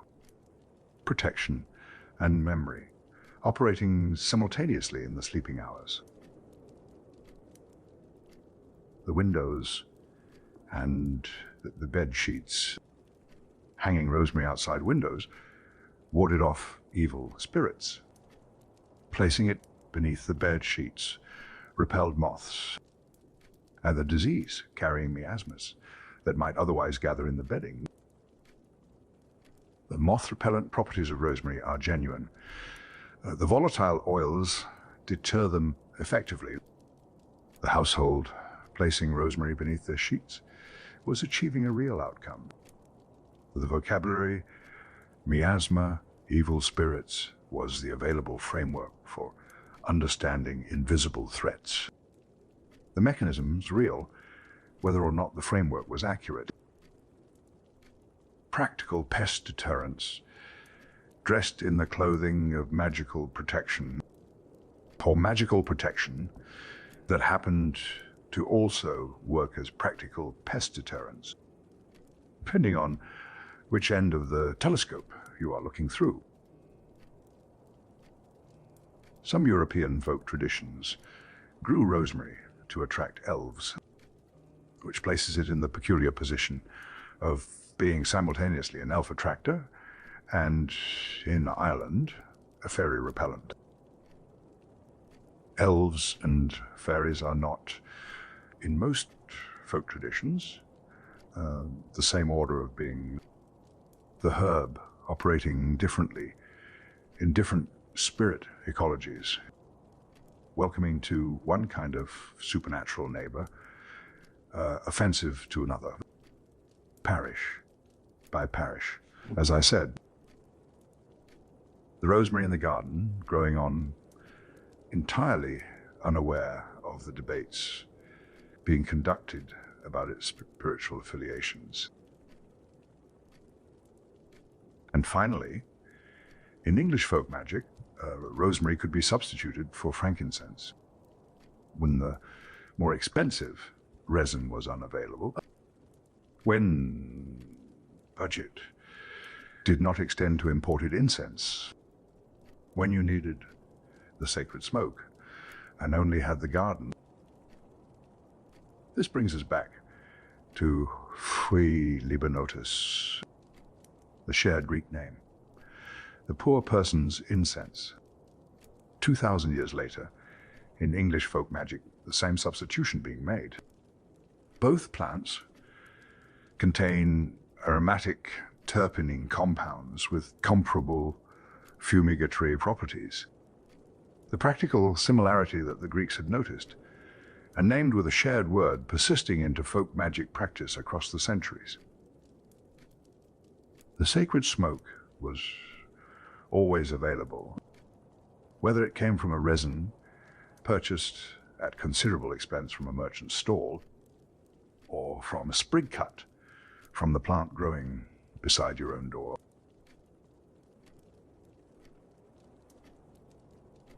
We have been moving through Christian Europe, through monasteries and wedding customs and the doors of English houses. Now I want to account for something that is easy to overlook in this history, something without which the European medical tradition I have been describing could not have taken the form it did. The Islamic Golden Age, and specifically a Persian polymath named Ibn Sina, known in Europe as Avicenna. Avicenna was born in 980 of the Common Era. He died in 1037. In the 57 years between those dates, he produced a body of work of extraordinary scope. His fine canon of medicine, Findil Kufan and Fayal Hai, was among the most ambitious texts ever written on the subject. An encyclopedia of medical knowledge, systematic, comprehensive, built on Greek foundations and extended considerably beyond them. It was used as the primary medical textbook at European universities until the mid-17th century. At Montpellier, at Paris, at Bologna, the great centers of European medical education, teaching medicine from a Persian text. For centuries after Avicenna's death, rosemary is in the canon, which means that every European physician trained at those universities encountered rosemary through Avicenna's framework. The Islamic scholars' analysis of the plant shaping the prescriptions written by apothecaries across medieval and early modern Europe. A line of influence that is rarely mentioned when rosemary's European history is recounted, but which was, in practice, foundational. Avicenna also made a technical contribution that changed how rosemary was used. He improved the condensing coil used in steam distillation, a refinement of the apparatus that extracts essential oils from plant material. His improved coil dramatically increased the efficiency of the process, which meant that rosemary oil, the concentrated volatile oils extracted from the plant by steam, became more widely and reliably available. The same aromatic compounds that made rosemary valuable as a fresh herb and as burned incense could now be captured, concentrated, and applied with much greater precision. This accelerated the use of rosemary oil across both medicine and perfumery, an improvement to a piece of equipment made by a Persian scholar in the 11th century, influencing how an English apothecary compounded preparations in the 16th. The connections across this history are rarely straightforward. The Arabic name for rosemary is worth examining on its own terms. Iklil al-Jabal, the crown of the proud, not dew of the sea, not the flower, not the incense plant. The crown of the crown. A different aspect of the same plant, noticed and named where the Latin name pointed to the coast, to the sea mist and the rocky shoreline. The Arabic name pointed upward, to the highland habitat, to the plant growing at altitude. Rosemary does grow in the mountains of the Mediterranean world, as well as the coast. The name reflects a different encounter with the plant, a different landscape in which it was known. And the image it creates is regal, the crown of the mountain, the plant presiding over the high ground as a crown presides over a head. 4 names. Now, for one plant, dew of the sea, the flower, the incense plant, the crown of the mountain, each one a different aspect of a plant, too various to be caught by any single description. Ibn al-Baytar came after Avicenna, a pharmacognosist from Andalusia, working in the 12th and 13th centuries. He produced a botanical encyclopedia that synthesized the Greek, Roman, and Persian knowledge of plants, extended it with his own careful observation, and produced a comprehensive Islamic era reference that represented, at the time of its writing, the fullest account of botanical medicine available. Rosemary was among his subjects. The crown of the mountain, examined by a scholar standing at the convergence of multiple traditions, building on what Dioscorides had recorded, on what Avicenna had analyzed, on what his own observation contributed. This is what transmission looks like at its best. Not repetition, addition. Each scholar receiving what came before and offering something beyond it. The plant moving through the centuries, accumulating understanding with each careful set of hands.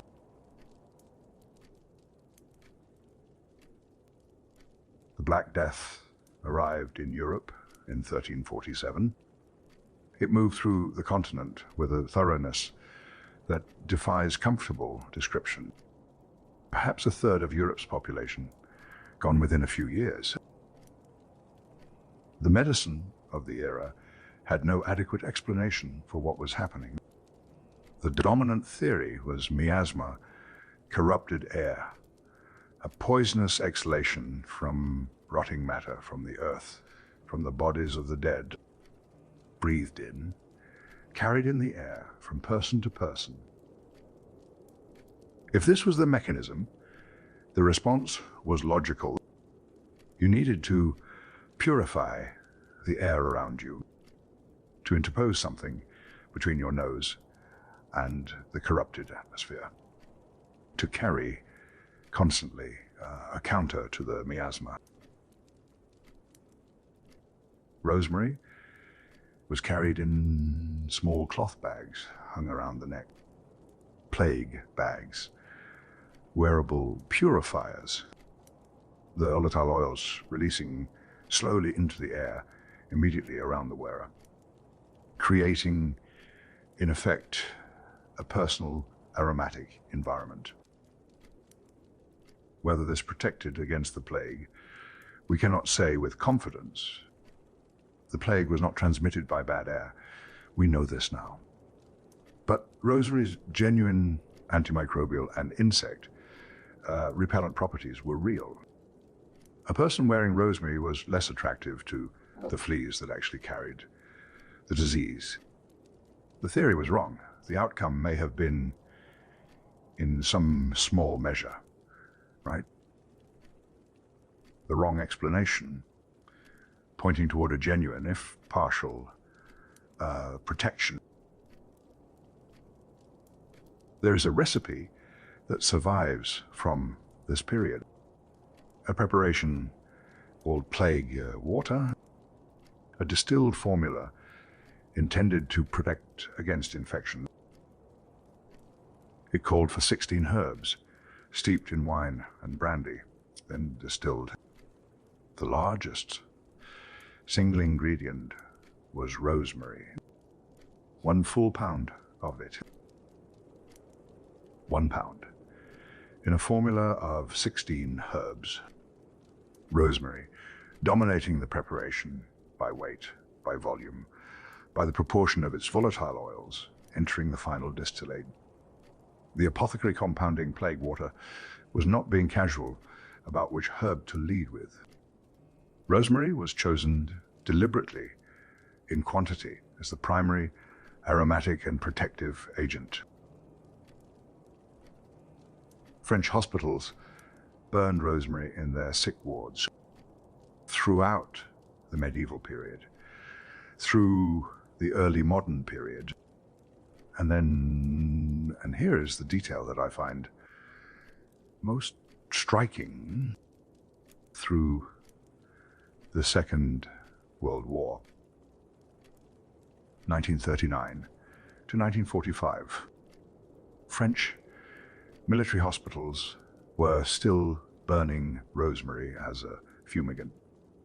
Germ theory had been established for decades by this point. Louis Pasteur and Robert Koch had done their work. Miasma was long dead as an explanation, and the hospitals were still burning rosemary, not out of ignorance, not out of a failure to understand what had replaced miasma theory, but because the practice worked well enough to retain, because the antimicrobial properties of rosemary smoke in a sick ward were genuinely useful, because centuries of observation had established something that germ theory, the wrong explanation, discarded. The practice retained because the practice had been right, even when the reasoning behind it had not. The French also gave rosemary a second name that tells this story efficiently. Incensia, the incenser, from its use as a fumigant, as the herb burned for purification, a name still used in French herbal tradition today. And rosemary was burned in English courtrooms as well, in churches, in public spaces where large numbers of people gathered, believed to protect against the invisible threats that crowded spaces carried. The courtroom application has a particular history worth noting. In the 18th century, English prisons were killing their inhabitants at a considerable rate, not from the executioner, from what was called jail fever, what we now know as typhus. The disease did not stay inside the prison walls.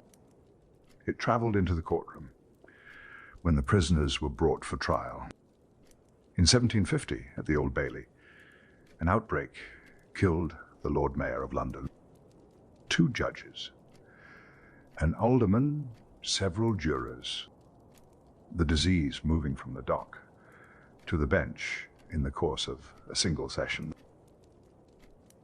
After this, rosemary was burned in courtrooms to protect the judges and physicians who attended, the people who needed to be in the room with the sick and the condemned and the potentially infected. The sacred smoke, now serving the law as it had once served the temple. And then the price.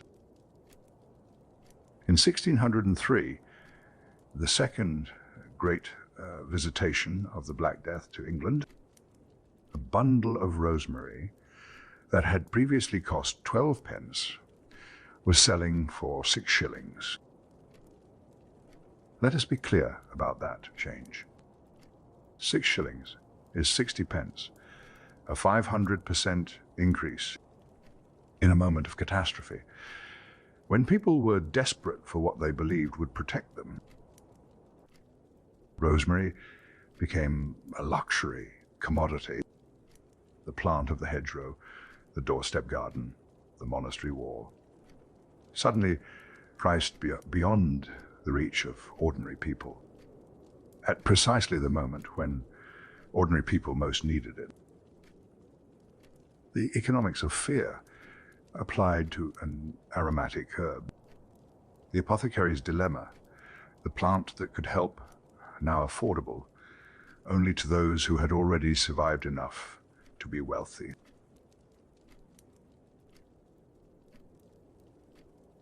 In the late 14th century, something new was made. Not new in its ingredients. Both rosemary and thyme had been known for millennia. Not new in its intention. It was understood as medicine. But new in its chemistry, new in what it was as a substance. Hungary, water, rosemary, and thyme distilled in high-proof brandy. The first alcohol-based perfume in European history. Before Hungary water, fragrance was oil-based. Aromatic compounds dissolved in fats or fixed oils applied to the skin directly.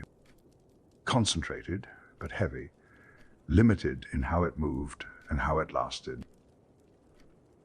Hungary water changed the chemistry of fragrance. Alcohol carries aromatic compounds differently than oil. It releases them more readily into the air. It evaporates from the skin, taking the scent with it. The perfume becomes something the air carries, not merely something the skin holds. Everything that followed in European perfumery, every alcohol-based fragrance made since the 14th century, descends from this preparation, from rosemary and thyme in brandy, from formula understood at the time of its creation as medicine. The legend attached to it concerns a queen. In most versions, Queen Elizabeth of Hungary. In others, Queen Elizabeth of Poland, who lived from 1305 to 1380. A hermit or a monk prepared the formula for her, not as a perfume, as a cure for her rheumatism, for her gout. The preparation rubbed into the affected joints, applied to the painful places. The legend holds that it worked, that the Queen's condition improved, that she lived to a remarkable age and retained the use of her limbs in ways that surprised those around her. Whether this is precisely accurate, I cannot say. What I can say is that the preparation was understood as medicine first, and its reputation as a perfume came after. The fragrance was a secondary consequence of what was, in the original intention, a therapeutic compound. It was also called spirits of rosemary, a name that contained its own complete description. Spirits, the distilled alcohol, the volatile essence extracted by the alchemical process of rosemary, the plant that dominated the formula, the primary aromatic, the leading medicinal agent. Medicine, perfumery, and alchemy compressed into 3 words: the apothecary's craft and the perfumer's craft, and the alchemist's craft, operating simultaneously in a single preparation. The boundaries between these practices were not, in the 14th and 15th centuries, as firm as we now draw them. Now, I must tell you something about the alcohol concentration of Hungary water. It was approximately 70 to 75%, which is remarkably close to the concentration of modern surgical spirit. The alcohol preparation used today to sterilize surfaces and skin before medical procedures. The perfumers and apothecaries who worked with hungry water daily, who handled it, applied it, breathed its vapors, carried it on their skin, were inadvertently dosing themselves with an effective antiseptic against pioneer pesticide, the bacterium responsible for plague, the organism that was killing their neighbors in the streets outside the workshop. They had no way of knowing this. The bacterium would not be identified for another 5 centuries. They knew only that they seemed somehow to be surviving. Contemporary records from plague-stricken Florence and Paris noted something that could not be explained. Perfumers, herbalists, regular users of hungry water and similar rosemary preparations were showing dramatically lower rates of plague infection than the population around them. The observers who noted this could not account for it within the miasma framework. The miasma theory predicted that anyone breathing the same air should be equally at risk. And yet these people, surrounded by the same air, were not dying at the same rate. The observation was recorded, filed away, partially understood.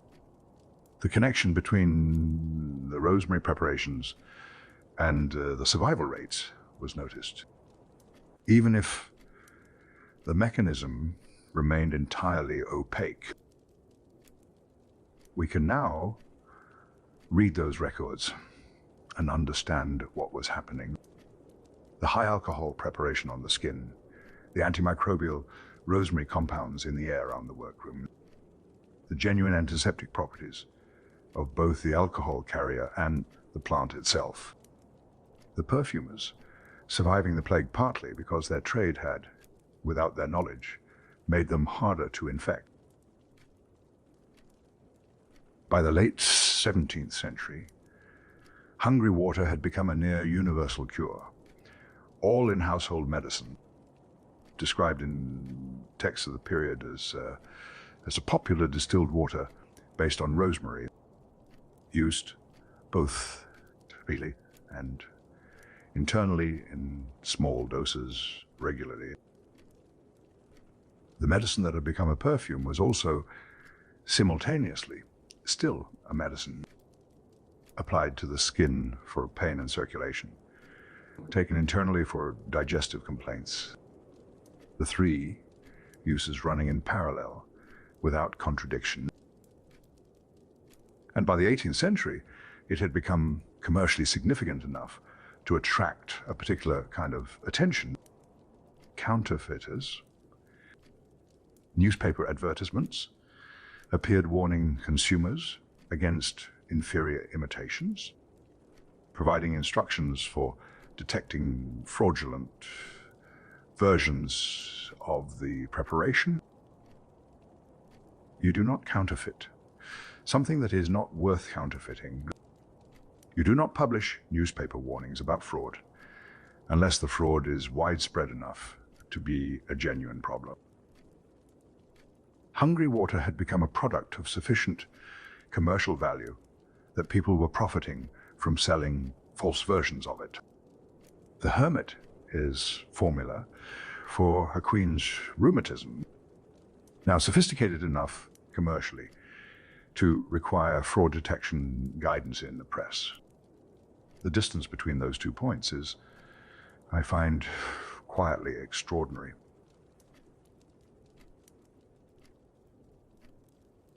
We have arrived now in territory that feels rather closer to home to this counter. These jars, this particular tradition of working with plants.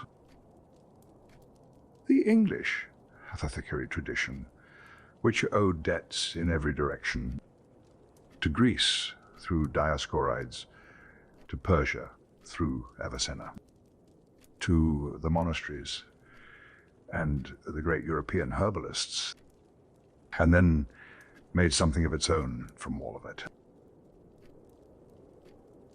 The very first printed herbal in the English language appeared around 1525. Banki's herbal, a modest volume by the standards of what would follow, but significant for being first. And it devoted considerable attention to rosemary, including a cosmetic recommendation that I find pleasingly specific. Boil the leaves in white wine. Wash your face with the liquid to improve the complexion. The first printed English herbal, and rosemary is already in it, already being recommended for the face. The medical and cosmetic traditions running alongside each other from the very beginning of English botanical publishing. John Gerard's herbal appeared in 1597, a much larger work, more ambitious, more thoroughly documented. Gerard drew heavily on the Dutch botanist Rembert Dodoms, more heavily, it must be said, than he always acknowledged. But he added original observations, and he added sources. On rosemary, he cited an Arab physician named Serapio, and recorded the claim that a garland of rosemary worn on the head was a remedy for the stuffing of the head, as he put it, that cometh through coldness of the brain. The garland, not the tea, not the tincture, not the distilled oil, the wearing of it, the aromatic compounds releasing through the hair against the scalp around the face. The Greek students were still present in this recommendation 2,000 years later. Their practice recorded in an Arab source, cited in an English herbal, persisting across the full length of the tradition. Culpeper. Nicholas Culpeper, who we have met before in the shop on other evenings, a man of strong opinions and genuine courage. He wrote of rosemary oil with something I can only describe as ardor. He claimed it had all the virtues of the oils of cinnamon, nutmeg, caraway, and juniper combined, and was much more powerful than any of them besides. Strengthening the brain and memory, fortifying the heart, resisting poison, curing agues. 4 claims: brain, heart, poison, fever. Culpeper was not a modest writer, but his enthusiasm for rosemary was not simply rhetorical flourish. He was recording the accumulated tradition of a plant that had, across 2,000 years, earned exactly this reputation. He also instructed that rosemary decocted in wine helped cold diseases of the head and brain, and recommended bathing the temples in 2 or 3 drops of rosemary oil, a topical application. The oil applied directly to the scalp. In this, Culpeper was doing what all the best herbal practitioners do, connecting the method of application to the location of the desired effect. The brain needs the rosemary. The oil is applied as close to the brain as the skin permits. Modern neuroscience has since established that rosemary compounds do cross the blood-brain barrier, that they reach the brain directly through inhalation and through skin absorption. Culpeper did not know this. He knew that applying rosemary oil to the temples seemed to work, and he recorded it accordingly. Culpeper was accused of witchcraft during the English Civil War. He was also deeply and publicly opposed to the Society of Apothecaries. That body's monopolistic practices kept medical knowledge expensive and inaccessible. Prescriptions written in Latin, prices set beyond ordinary reach. Culpeper's response was his English Physician, published in 1652, plain English, Le Price, a deliberate political act dressed as a herbal. The knowledge that the Society of Apothecaries preferred to keep controlled, placed into the hands of anyone who could read, or anyone who could find someone to read it to them. Rosemary's uses among that knowledge, democratized, available, the poor person's incense. Now also the common person's medicine, available not from a licensed apothecary at 6 shillings, but from a book costing. The poet Robert Herrick captured what we have been circling all evening in a single couplet. He wrote, "Grow for 2 ends, it matters not at all. Peat, for my bridal or my burial. 2 ends, the wedding and the funeral, the bridal and the burial. It matters not at all," meaning the plant is appropriate to both, is needed at both, will be present at both. Herrick was a poet and a clergyman. He had officiated at enough of both ceremonies to know.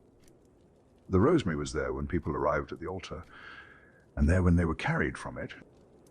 A single couplet containing the whole arc that we have been tracing through the evening. The Romans at the wedding, the Romans at the funeral, the same plant. 2 ends, it matters not at all. In 1618, the Pharmacopoeia Londinensis was published, the first official list of medicines that all London apothecaries were legally required to stock. Not a recommendation, not a tradition, a legal requirement. Rosemary was on the list, which means that from 1618 onward, any apothecary operating in London who did not have rosemary in stock was in breach of the law. The plant that had been in Egyptian tombs and Sumerian tablets, that had been sacred to Aphrodite and burned in Charlemagne's estates, that had been carried to graves for 2,000 years and worn at weddings and placed under pillows, now had the force of pharmaceutical law behind it. Required, stocked, available. The officinal plant, living up to its name in the most direct sense. By the 15th century, rosemary essential oil had become commercially available, distilled and sold from apothecary shops. The transition from household herb preparation to something approaching industrial botanical chemistry. The plant that Avicenna's improved distillation equipment had made more extractable, now being extracted at scale, bottled, sold. The volatile oils that had made rosemary valuable in the hedgerow and the kitchen garden, now concentrated, portable, standardized. The apothecary reaching for a bottle rather than a sprig, though still, in many preparations, reaching for the sprig as well. The fresh herb and the distilled oil coexisting in the same dispensary. As they coexist in this one,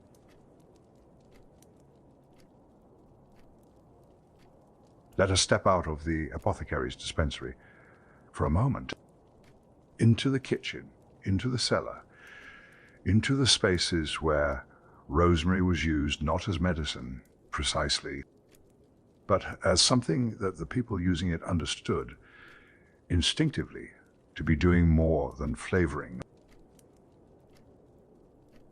The Romans seasoned their wine with rosemary, not primarily for the taste, though taste was certainly involved, for the wine's health and for the drinkers.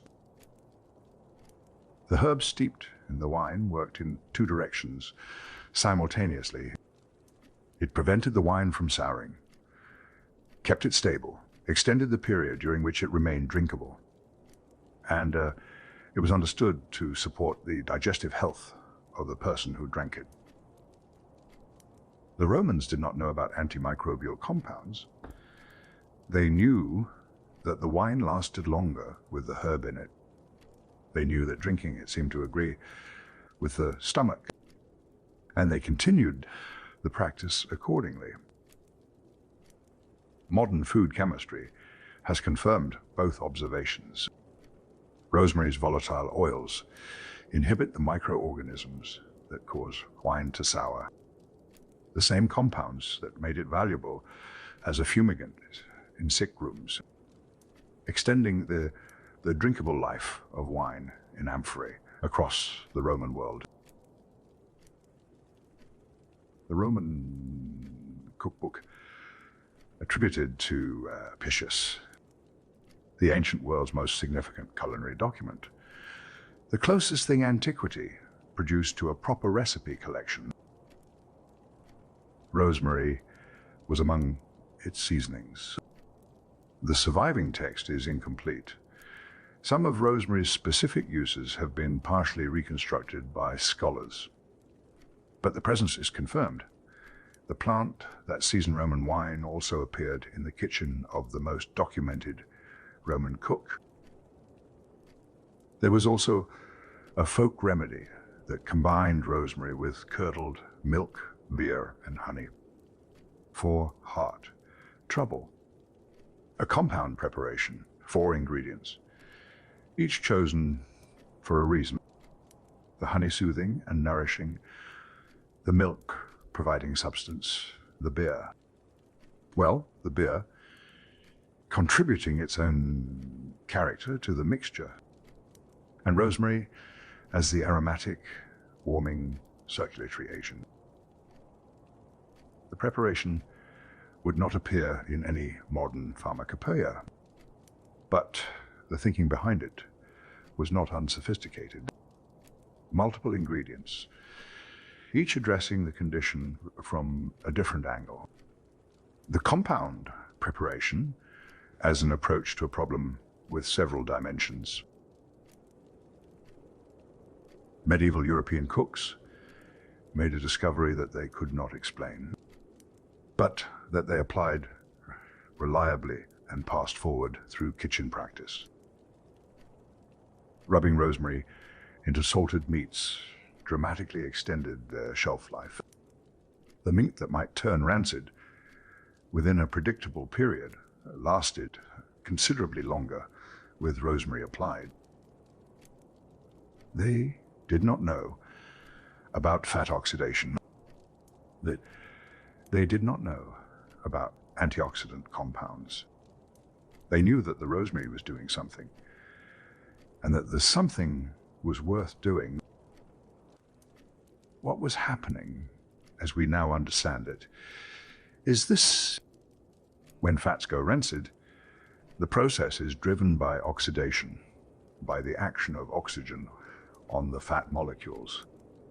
Rosemary contains compounds, rosmarinic acid chief among them, that interrupt this process. They donate electrons to the unstable free radicals driving the oxidation. They slow it, delay it, give the meat more time before the change. The medieval cook rubbing rosemary into a joint of salted pork was, without knowing it, applying an antioxidant treatment. The preservation method that works articulated in the only vocabulary available rub it with rosemary. It keeps better. From the 15th through the 18th centuries, rosemary became a popular condiment with salt meats, specifically. The period, I note, that encompasses this shop, this counter, these jars, which means that in the era this apothecary inhabits, rosemary sat on two shelves simultaneously, the medicine shelf and the kitchen shelf. The same plant, serving both the body and the table. The same properties, doing useful work in two different rooms. The housewife, reaching for rosemary to preserve the meat she was preparing. The apothecary, reaching for rosemary to prepare a decoction for a patient, neither use undermining the other. The line between food and medicine, as with the dandelion, as with elder, declining to be firmly drawn. And then consider where this 2,000-year tradition of empirical food preservation has arrived. Today, rosemary extract is the most commercially important natural antioxidant in the global food industry. Used to preserve oils and fats, cereals and baked goods, fried foods and meats. Applied at industrial scale across the food supply of the modern world. The medieval cook's observation, made without instruments, confirmed by the cook's own senses and the cook's own experience, has become the foundation of industry. The empirical tradition, 2,000 years long, arriving at its industrial form.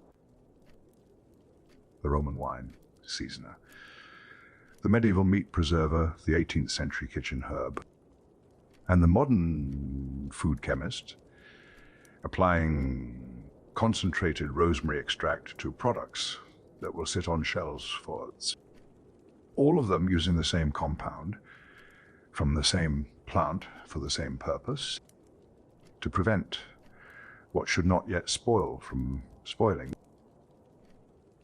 The observation was made first. The chemistry came later, as it has so often with rosemary. The tradition knew and waited for the explanation to arrive.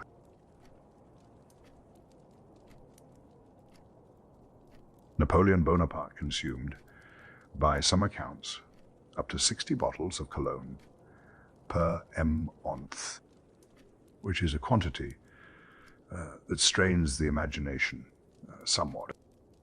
Even for an emperor, his favorite fragrance was called aqua mirabilis, the marvelous water, built around rosemary, citrus, and neroli. He applied it liberally to his skin, to his hair, to his clothing.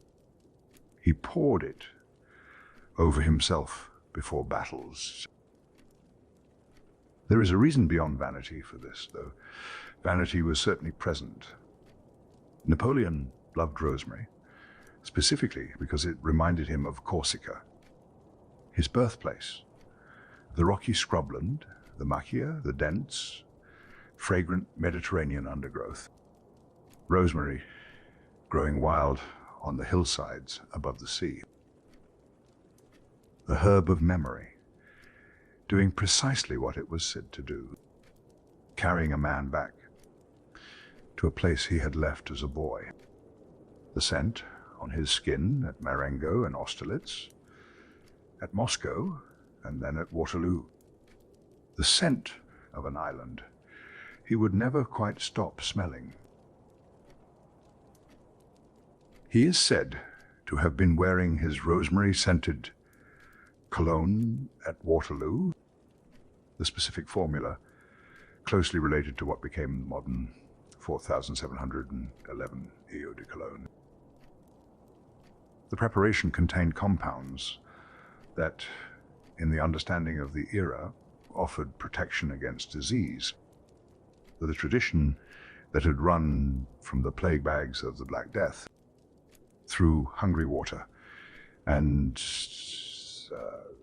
the fumigated courtrooms into the emperor's morning toilet on the day his empire ended. Rosemary at Waterloo, present as it is always present at moments of ending. In the 18th century, a tradition attached itself to a particular grave in Stratford-upon-Avon, the grave of William Shakespeare. On his birthday, the 23rd of April, rosemary was placed at the tomb, an act of botanical commemoration, the herb of remembrance at the grave of the writer who had most famously described it as such. Ophelia's line, made physical, there is rosemary, that is for remembrance, laid at the stone of the man who wrote it. This tradition continues to the present day. Every year, on the 23rd of April, rosemary at Shakespeare's grave, the herb of memory, placed in remembrance of the man who gave it its most quoted expression. The 19th century saw the last English tradition of casting rosemary into open graves finally die out.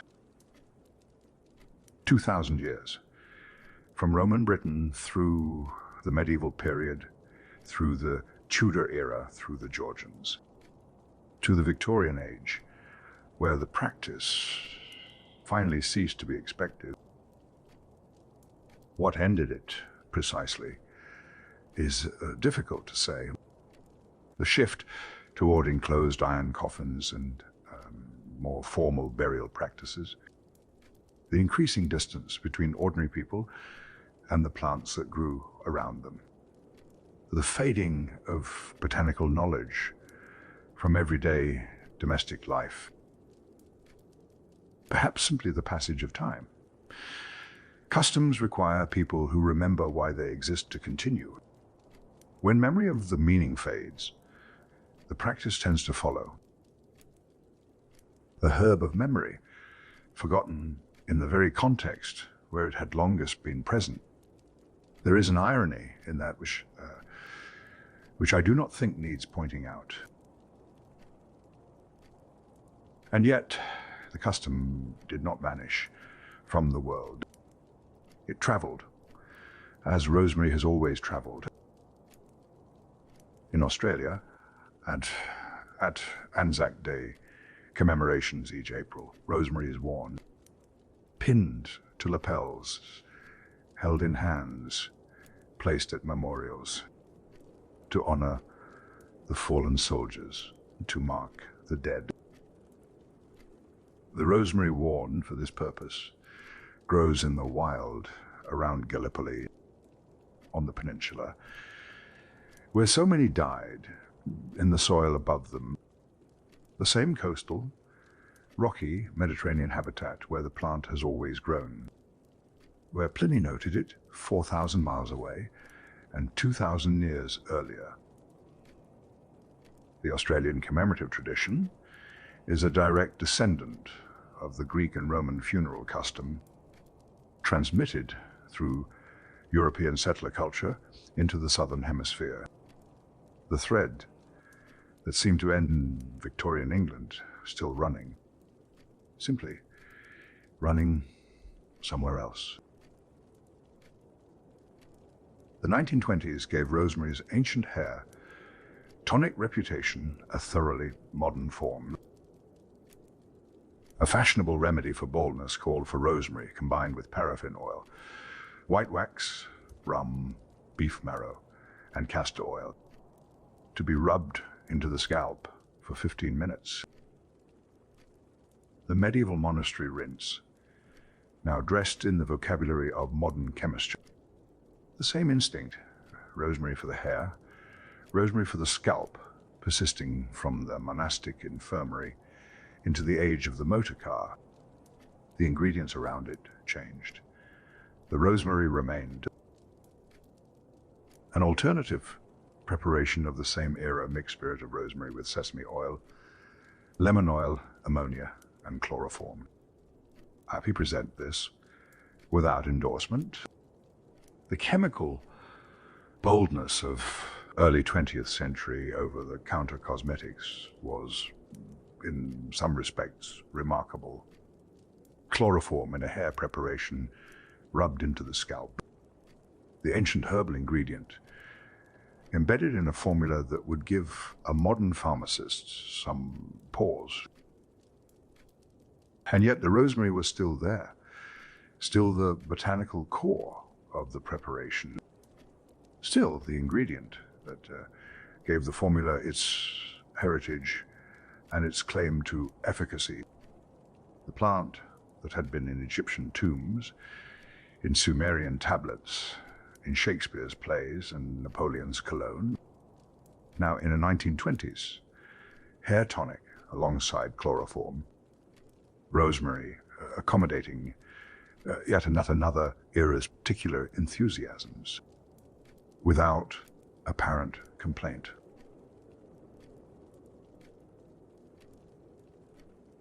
We have followed rosemary across 7,000 years of human attention, through the Sumerian tablets and the Egyptian tombs, through the temples of Aphrodite and the dispensary of Dioscorides, through the monastery garden and the plague year and the emperor's cologne. Now, let us look at what the laboratory has found, at what has happened when the tradition has been examined with modern instruments, at whether what 2,000 years of careful observers recorded holds up. Memory first, because memory has been rosemary's most persistent association, and because the science of it is, I find, genuinely remarkable. The compound responsible is called 1,8-cineol, a terpene, one of the primary aromatic molecules in rosemary essential oil. It constitutes 35 to 45% of that oil by volume, a major component, not a trace element. 1,8-cineol is small, and it is fat-soluble. These two properties matter enormously. The blood-brain barrier is exactly what it sounds like, a selective barrier around the brain, keeping most things out, allowing only certain substances through. 1,8-cineol passes through it. When inhaled, it enters the bloodstream, and from the bloodstream, it crosses into the brain. The Greek student wearing rosemary in their hair, the medieval student keeping sprigs in their books while studying, Culpeper applying 2 or 3 drops of rosemary oil to the temples, all of them unknowingly facilitating this exact process. The compound entering through the nose, moving through the blood, crossing into the brain. In 2012, researchers at Northumbria University demonstrated this in human subjects. Mark Moss and Lorraine Oliver, a landmark study. They measured blood levels of 1,8-cineol in participants exposed to rosemary aroma and correlated those blood levels with performance on tests of speed and accuracy. The correlation was direct. Higher blood levels of the compound, better performance on the tests. Lower blood levels, lower performance. 2,500 years after the Greek students wove rosemary into their hair. The mechanism was measured, quantified, published in a peer-reviewed journal. The belief was not merely tradition, it was observation, and the observation was correct. The mechanism, as we now understand it, works like this. 1. 8-cineol inhibits an enzyme called acetylcholinesterase. Acetylcholinesterase is responsible for breaking down acetylcholine. And acetylcholine is the brain's primary neurotransmitter for learning and memory. By inhibiting the enzyme that destroys it, rosemary's compound allows acetylcholine to remain active longer. The signal persists. The communication between neurons is sustained. Learning becomes more effective. Memory consolidation is supported. This is, incidentally, the same mechanism targeted by several pharmaceutical drugs used to treat Alzheimer's disease. The drugs inhibit the same enzyme through a different chemical route, but the target is the same. Pliny and Dioscorides and Galen agreed that rosemary improved memory. They were, in the light of what we now know, describing a real neuropharmacological effect.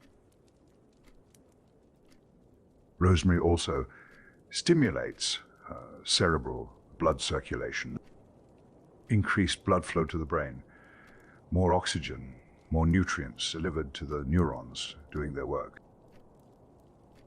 This means rosemary acts on memory through at least 2 distinct mechanisms simultaneously. One chemical, the inhibition of the enzyme that breaks down the memory neurotransmitter. One circulatory, the increased delivery of what the brain needs to function well.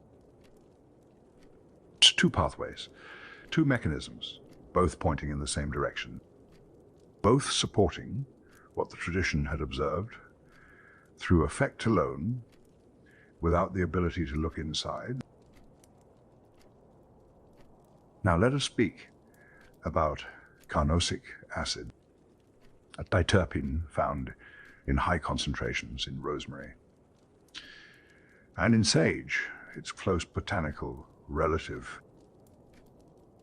Carnosic acid activates something called the NRF2 pathway, a cellular defense mechanism, one of the brain's own protective systems. When NRF2 is activated, neurons are better protected against oxidative stress.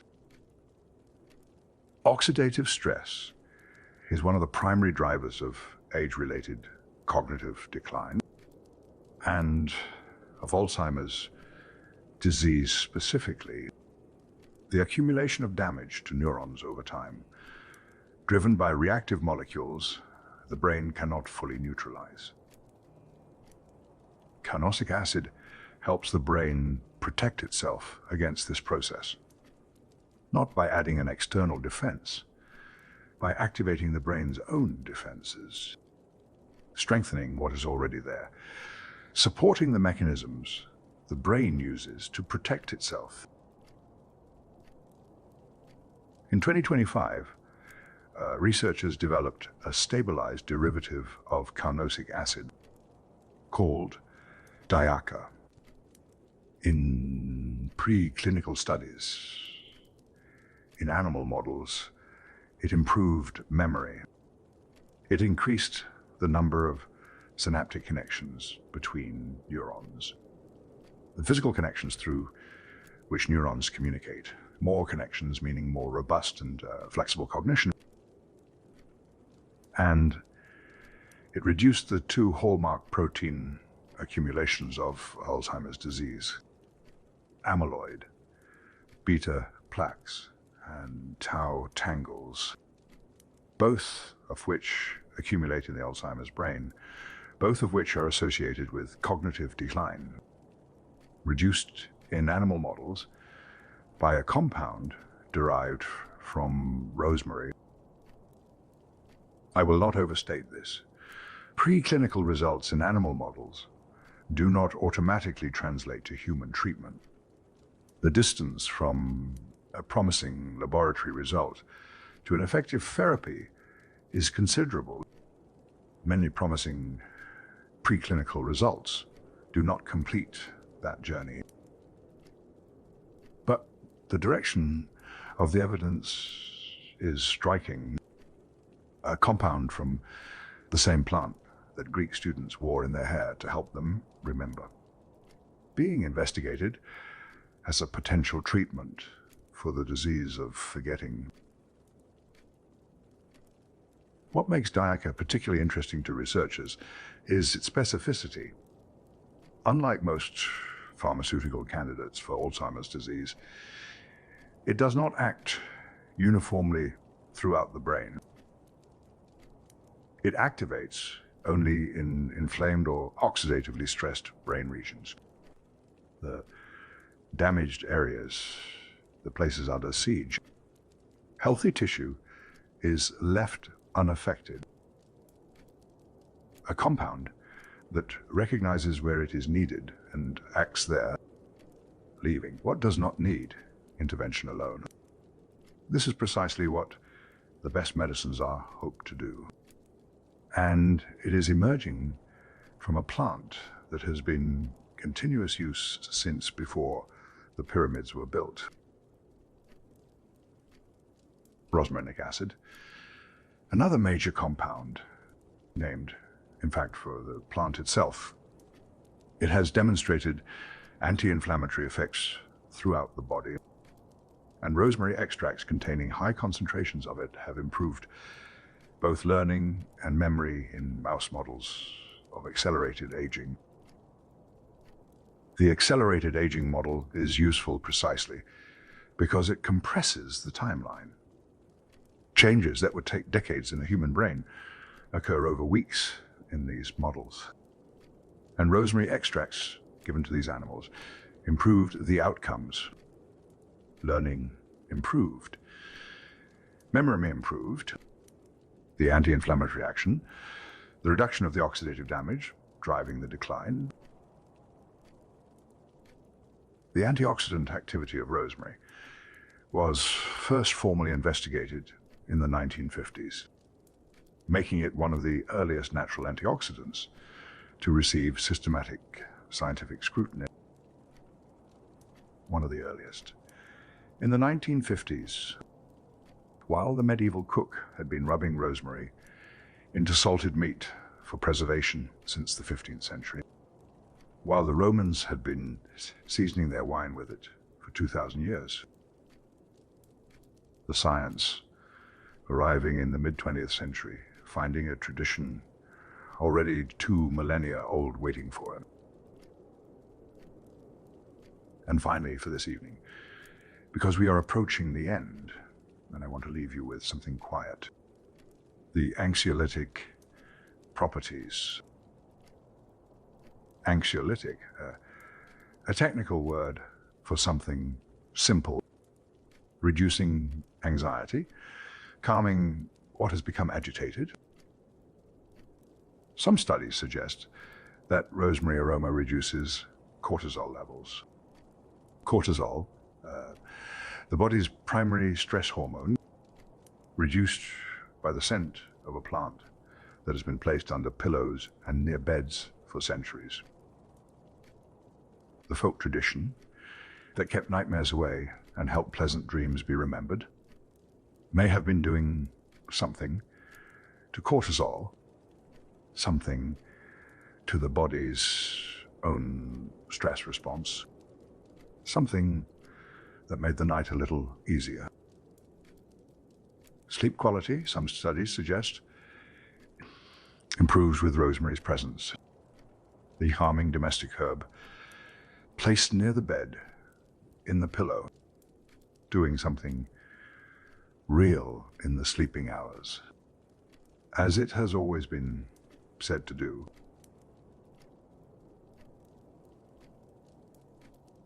We have covered now the main arc of rosemary's history.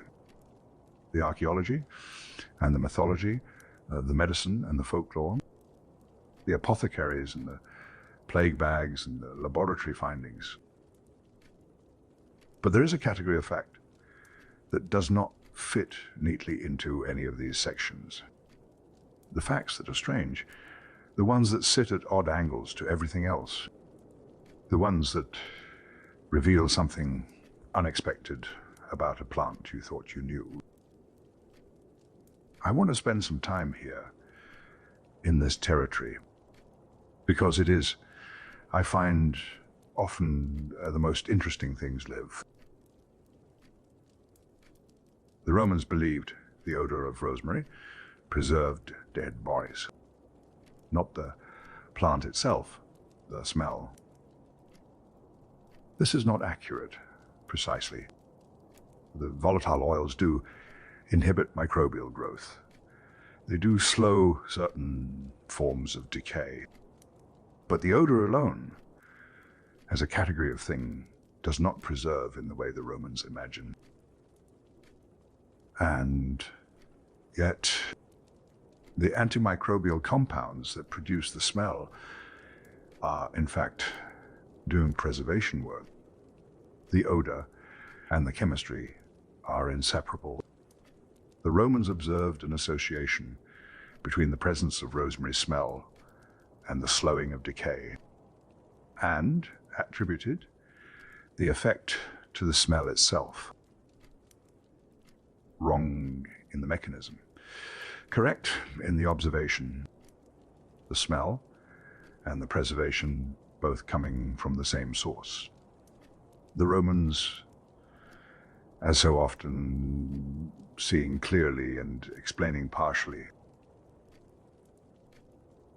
They also believed the green color of rosemary's leaves symbolized eternity, which is not a chemical fact, exactly. It is a botanical one. The evergreen quality of those needle-like leaves is a genuine survival mechanism. The plant retaining its leaves through the cold months, because discarding and regrowing them would cost more energy than the Mediterranean climate requires. The green that persists through winter is not a symbol, it is biology. But the symbol that the Romans built on it was not arbitrary. A plant that stays green when everything else dies back does. In a real sense, defy the season. The belief in eternity was wrong as a statement about rosemary. It was not wrong as a response to what rosemary appears to do.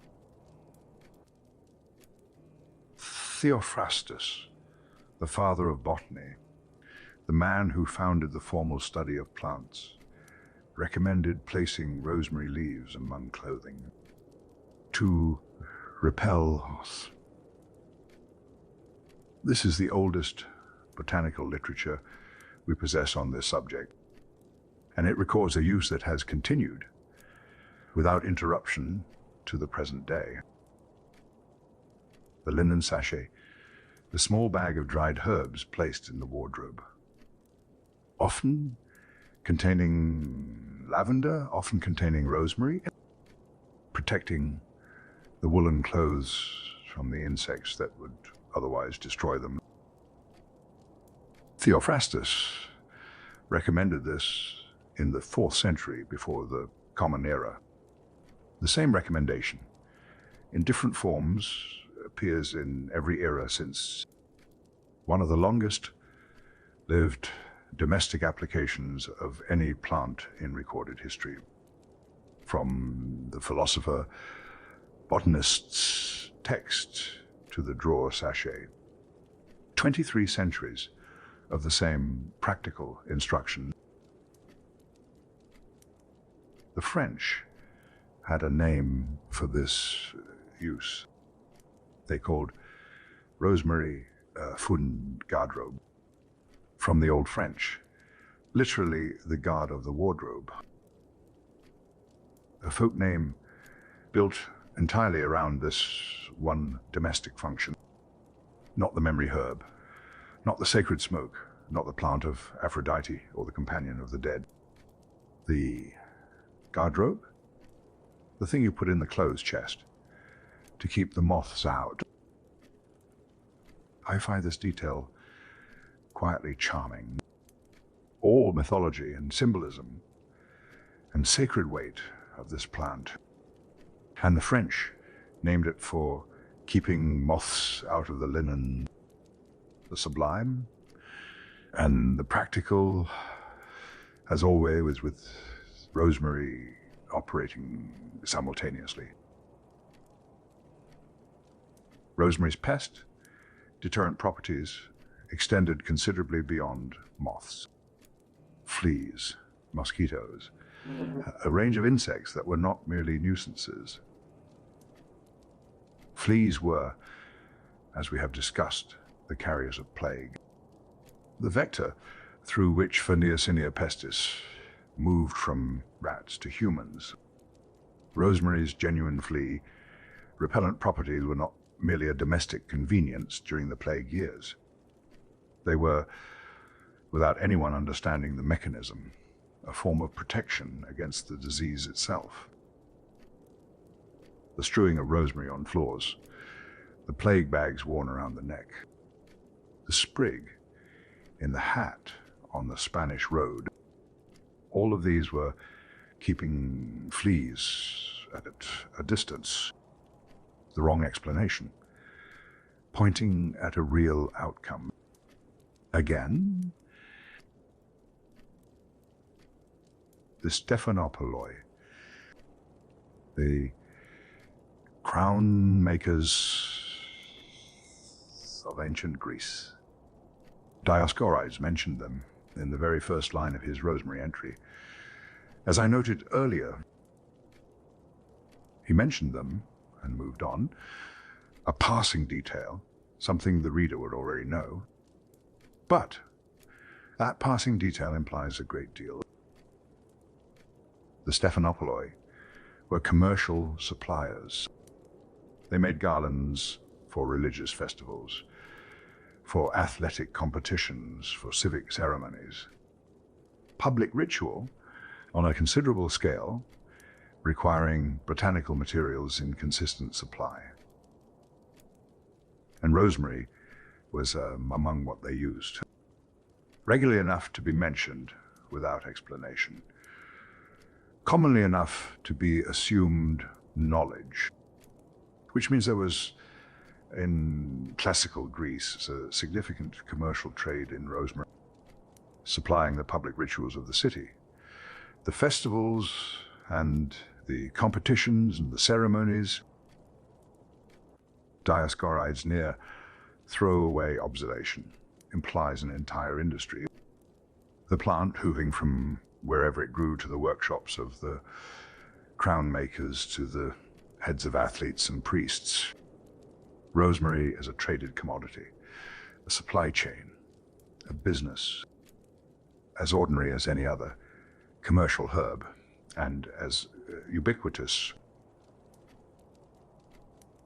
The team of tiny chemists. I borrow this phrase from a contemporary food scientist, and I find it apt. Rosmarinic acid, carnosol, and carnosic acid working together in rosemary. Each of these compounds has its own antioxidant and antimicrobial properties. Each of them, tested alone, shows genuine activity.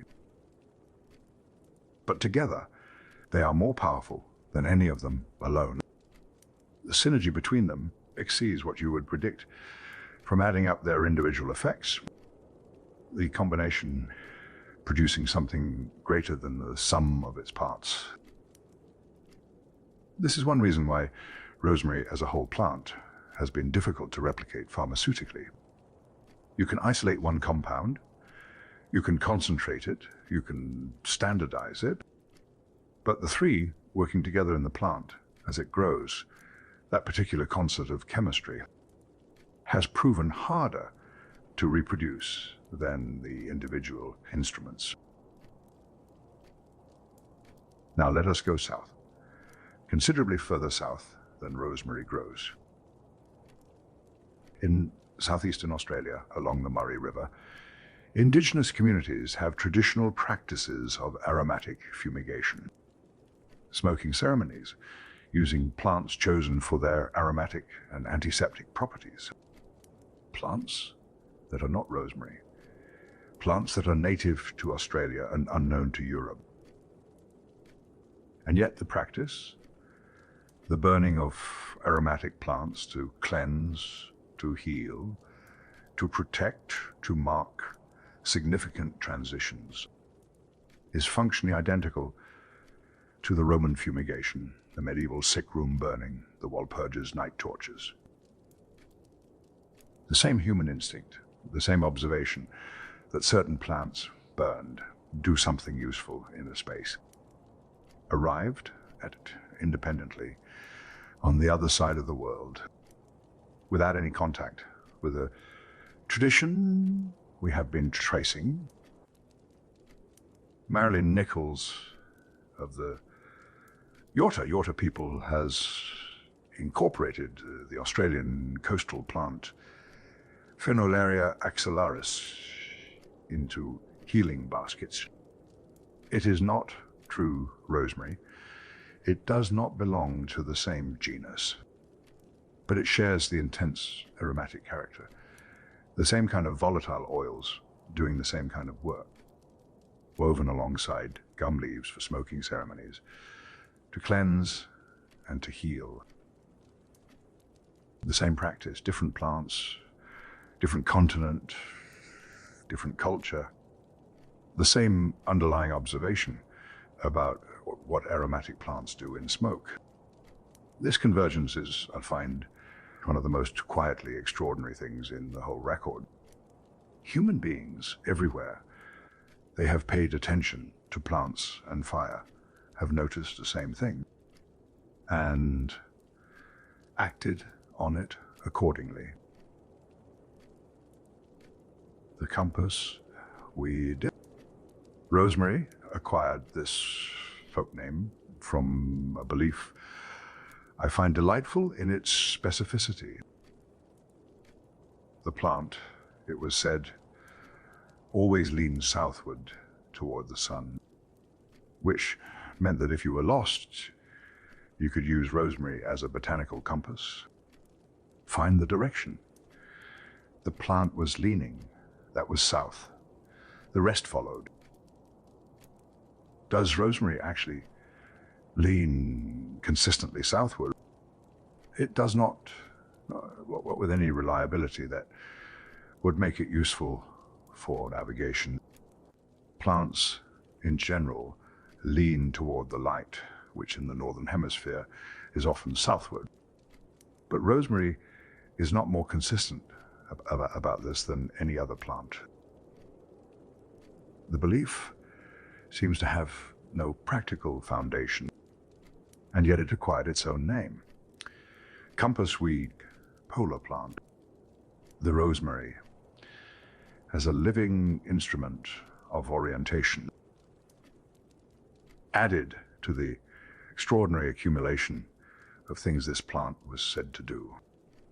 Memory, protection, love, fidelity, friendship, preservation, sacred smoke, and apparently navigation. The Spanish fairy tale called The Sprig of Rosemary, a variant of the Beauty and the Beast tale type. In this version, a young woman finds her transformed prince through the herb. Rosemary as the central magical object, the thing that enables recognition across transformation. The scent, perhaps, the smell that memories attach to, the ability to know someone through fragrance when the visible form has changed. Which is, when you think about it, exactly what the herb does in the neuroscience. Olfactory memory, the encoding of information in scent, the ability to recover what was known through the nose, even when other routes of recognition fail. The fairy tale built around a real property of the plant, as the best fairy tales usually are. The smell, the memory, the recognition through transformation. Rosemary as the agent that makes knowing possible when everything else has changed.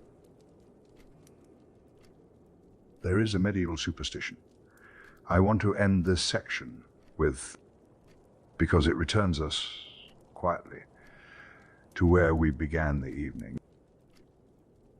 Rosemary, growing in the garden, guaranteed that friends would never desert you. A social talisman, a botanical insurance policy against abandonment. The plant that Sir Thomas More let grow over his walls because it was sacred to remembrance and therefore to friendship. Now said to actively guarantee the continuation of that friendship, not merely symbolizing it, securing it. A plant that protects against witches at the door and moths in the wardrobe and plague in the air, also protecting in this belief against the particular human fear of being left, of being forgotten by those you have not forgotten, of the friendship that does not hold across time and distance and difficulty. The herb of memory extended into the herb of loyalty, growing in the garden, doing its quiet work, as it has always done in one form or another, for the people who planted it and attended to it, and the people who, on a night like this one, took the time to understand it.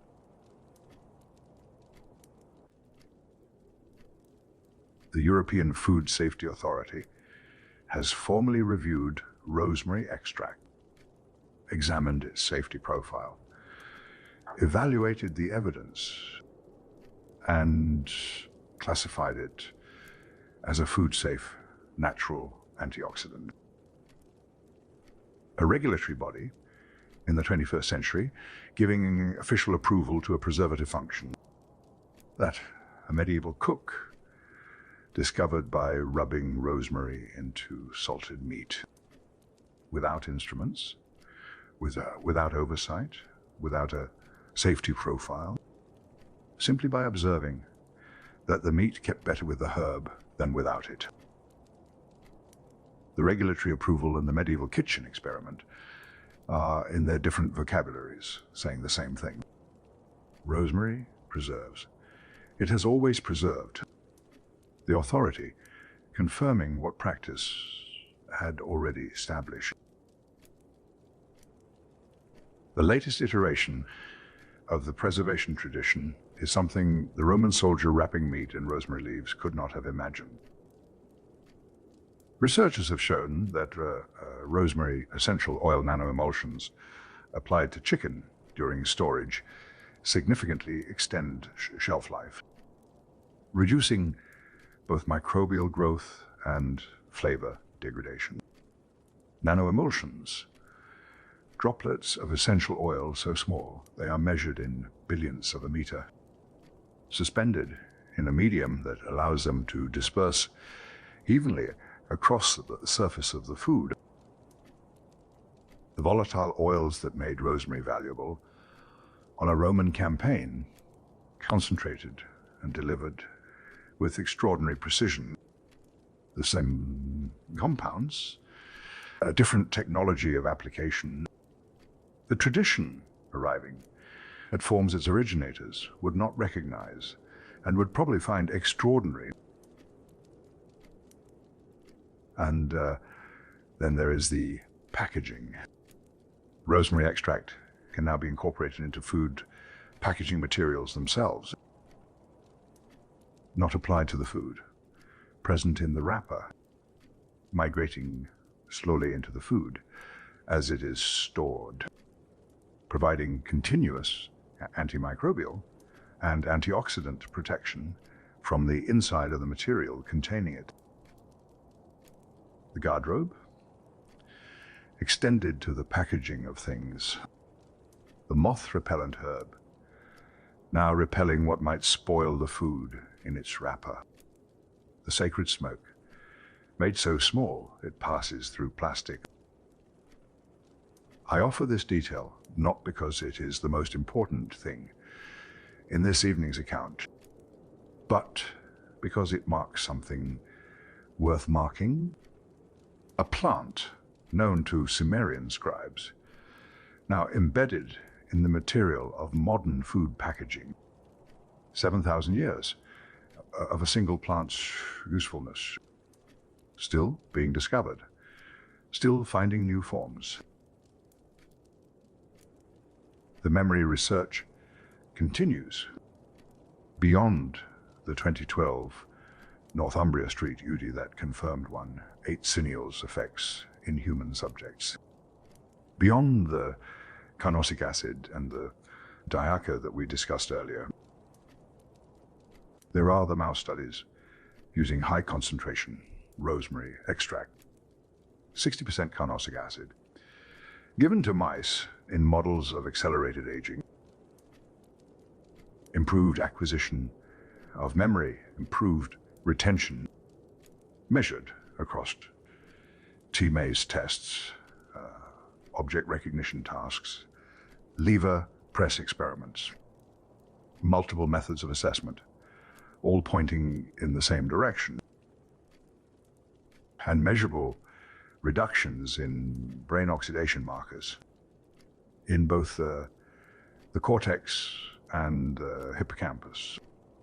The hippocampus, the region most directly associated with the formation of new memories, less oxidative damage, in the part of the brain where memories begin. Pliny and Dioscorides and Galen, in their convergent agreement about memory, were pointing here. They did not know the hippocampus existed. They knew that rosemary did something to the capacity to remember, and they were right.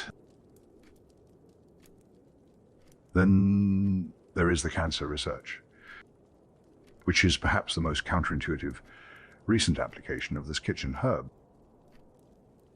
Rosemary's polyphenols have shown anti-angiogenic effects in laboratory studies. Anti-angiogenic against the formation of new blood vessels. Tumors require new blood vessels to grow beyond a certain size. They signal to the surrounding tissue to produce them, to feed the tumor, to sustain its expansion. Rosemary compounds, in laboratory conditions, inhibit this process. They interfere with the tumor's ability to recruit the blood supply it needs. Specifically investigated in prostate cancer, the herb, their culpepper, recommended for fortifying the heart and resisting poison, now being examined for whether it can interfere with the mechanism by which certain cancers grow. I will note, as I always note with such findings, that laboratory results require careful interpretation. The distance from a cell culture to a clinical therapy is considerable. Many promising laboratory findings do not survive that journey intact. But the direction of the research consistently is toward confirming what the tradition observed, that this plant does something real in the body, something with multiple applications. The pharmacological profile that has been assembled across decades of modern research is striking. Anti-obesity activity, anti-platelet activity, hepatoprotective, protecting the liver from damage, anti-tumor, radioprotective, anti-diabetic, anti-inflammatory, antioxidant, antimicrobial, anxiolytic, and cognitive enhancing. The list reads rather like the ancient cure all designations. Pliny's 6 conditions, the German herbal traditions, medicine chest of the country people. The breadth is not, as I argued earlier when we discussed the dandelion, evidence of implausibility. It is evidence of a plant operating on the body's core systems, systems whose proper function affects almost everything else. Inflammation, oxidation, circulation, neurotransmitter balance. A plant that addresses these fundamental processes will appear in its effects to treat many things, because many things are downstream of these processes. And then there is ursenic acid, a compound in rosemary that the ancient world did not know by name, that the medieval apothecary could not have identified, that the 18th century dispensary had no instrument to isolate, being studied now for potential applications in muscle wasting diseases, in type -2 diabetes, in cardiovascular disease. The plant is still yielding new pharmacological leads, still revealing compounds that earlier eras could not see, still, after 7,000 years of human attention, offering something that has not yet been fully catalogued. This is not unusual for plants of great complexity and long history. It is not unusual, but it is worth noting. The Sumerian who wrote rosemary onto a clay tablet did not exhaust what there was to know. Neither did Dioscorides, neither did Avicenna, neither did Culpeper. Neither, I suspect, will the researchers who are working with it now. The plant continues to contain more than any single era has been equipped to find.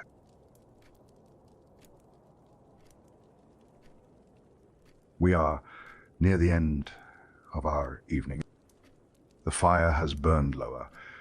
The room is quieter than it was. Before we close, I want to say a few things that bring us back to the beginning, to the coast, to the thin soil and the sea spray, to the plant that lived on almost nothing and produced something extraordinary. The Mediterranean diet. Researchers who study it consistently rank it among the world's healthiest dietary patterns. Lower rates of cardiovascular disease, of certain cancers, of cognitive decline. It is not a single food that accounts for these effects. It is a pattern. Olive oil and vegetables and fish and legumes and moderate wine and herbs, consistently throughout the cooking, aromatic herbs, rosemary among them. Researchers have begun to suggest that the herb's antioxidant and anti-inflammatory compounds may be part of what is actually doing the protective work, not merely flavoring the diet, participating in its health effects. The people of the Mediterranean coast who have cooked with rosemary for thousands of years may have been receiving, meal by meal, small consistent doses of the same compounds that modern laboratories are now isolating and concentrating. The diet as medicine, the herb as both, as it has always been. Now, sleep, because we are spending the night together, and sleep is where this evening is heading. Rosemary's relationship with sleep is more complex than I have yet fully described. And the complexity is worth understanding, particularly now, at this hour. Its aroma has been shown in some studies to reduce anxiety and improve sleep quality. The cortisol reduction, the calming of what is agitated. These we discussed earlier. But rosemary also stimulates circulation, increases blood flow, which means that high doses at night, in some people, might have the opposite effect. Alerting when you wanted calming, stimulating when you wanted to settle. The herb exists, as one researcher put it, at the threshold between arousal and rest, which is, when you consider it, exactly where we are right now, and where the herb has always been said to operate. Present, at the threshold, attending the boundary between states. The scent of rosemary is perceived as simultaneously stimulating and calming. Most people who encounter it report both qualities at once. Sharp and clean, present and somehow settling. This dual quality has a biochemical explanation, as it turns out. 1,8-cineol is a cognitive enhancer. It sharpens, it quickens. Rosmarinic acid is an anti-inflammatory and mild anxiolytic. It calms. Both present in the same volatile mixture, both acting on the nervous system simultaneously, one sharpening the mind, the other settling the body. The perception of stimulation and calm as one thing is not confusion. It is an accurate reading of what the plant is actually doing. Awake and at ease at the same time, which is perhaps the best state in which to listen to a long evening of botanical history. The rosemary under the pillow. We mentioned this early in the evening in the context of folk sleep remedies. The belief that it kept nightmares away and helped pleasant dreams be remembered. There is a modern line of thinking that supports this obliquely. Slow passive inhalation of low-level 1,8-cineol during sleep. Not a full diffuser running all night. Not concentrated oil applied directly. The gentle background presence of the compound released slowly from a sprig placed nearby. Some researchers have suggested this might produce measurable cognitive and mood effects the following day. The specific mechanism has not been formally tested in this precise form, but the direction is consistent with what we know about how the compound works when inhaled. The folk practice and the modern hypothesis pointing at the same thing. The sprig under the pillow doing something quiet in the sleeping hours, as it was always said to do. Culpeper recommended rosemary for falling sickness, palsy, stomach disorders, and wind. 4 conditions. Let us examine them briefly from where we now stand. Falling sickness, the old name for epilepsy or epilepsy, like conditions. Rosmarinic acid has demonstrated anticonvulsant effects in animal models. Culpeper was not wrong to make the connection. Palsy. The loss of motor control, weakness in the limbs. Carnosol has shown neuroprotective effects in studies relevant to conditions of this kind. Again, direction of Culpeper's observation holds. Stomach disorders and wind, the digestive complaints. Rosemary's genuine antispasmodic properties, support its traditional use as a carminative, the antispasmodic action relaxing the smooth muscle of the gut, releasing what has contracted unnecessarily. 4 conditions named in the 17th century, all 4 with modern pharmacological findings that support the direction of the claim. Culpeper, for all his astrological enthusiasms and occasional imprecision, was recording something real. Now, the plant's perspective. Rosemary did not evolve its volatile oils for human benefit. Let us be clear about this. The plant was not designed for us. The aromatic compounds are a defense mechanism against herbivores. Animals that would eat the plant find the volatile oils repellent, or at least deterring. The same compounds that we find pleasant and useful, the grazing animal finds less appealing. The oils also attract pollinators, the insects that carry pollen from flower to flower, the scent doing 2 things simultaneously for the plant, repelling what would eat it, attracting what it needs. The same compounds that make rosemary useful for human memory and food preservation and wound treatment are simply the plant's own pharmaceutical toolkit, built for the plant's own purposes, co-opted over millennia by the primates who noticed what they did. We did not find the uses.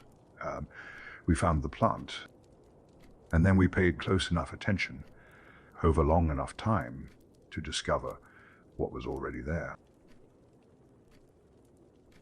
It is one of the remarkable coincidences of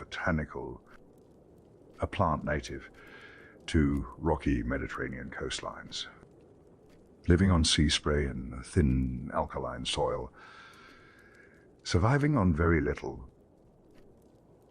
happen to contain at high concentrations precisely the compounds most useful to human cognition, to food preservation, to wound treatment, to aromatic ritual. And so people from ancient Sumer to Elizabethan England to 21st century neuroscience laboratories have returned to the same plant again and again, finding each time that it continued to reward the attention, as though the sea had placed it there on those thin coastal cliffs as a gift for whoever had the patience to notice it and the wisdom to look carefully.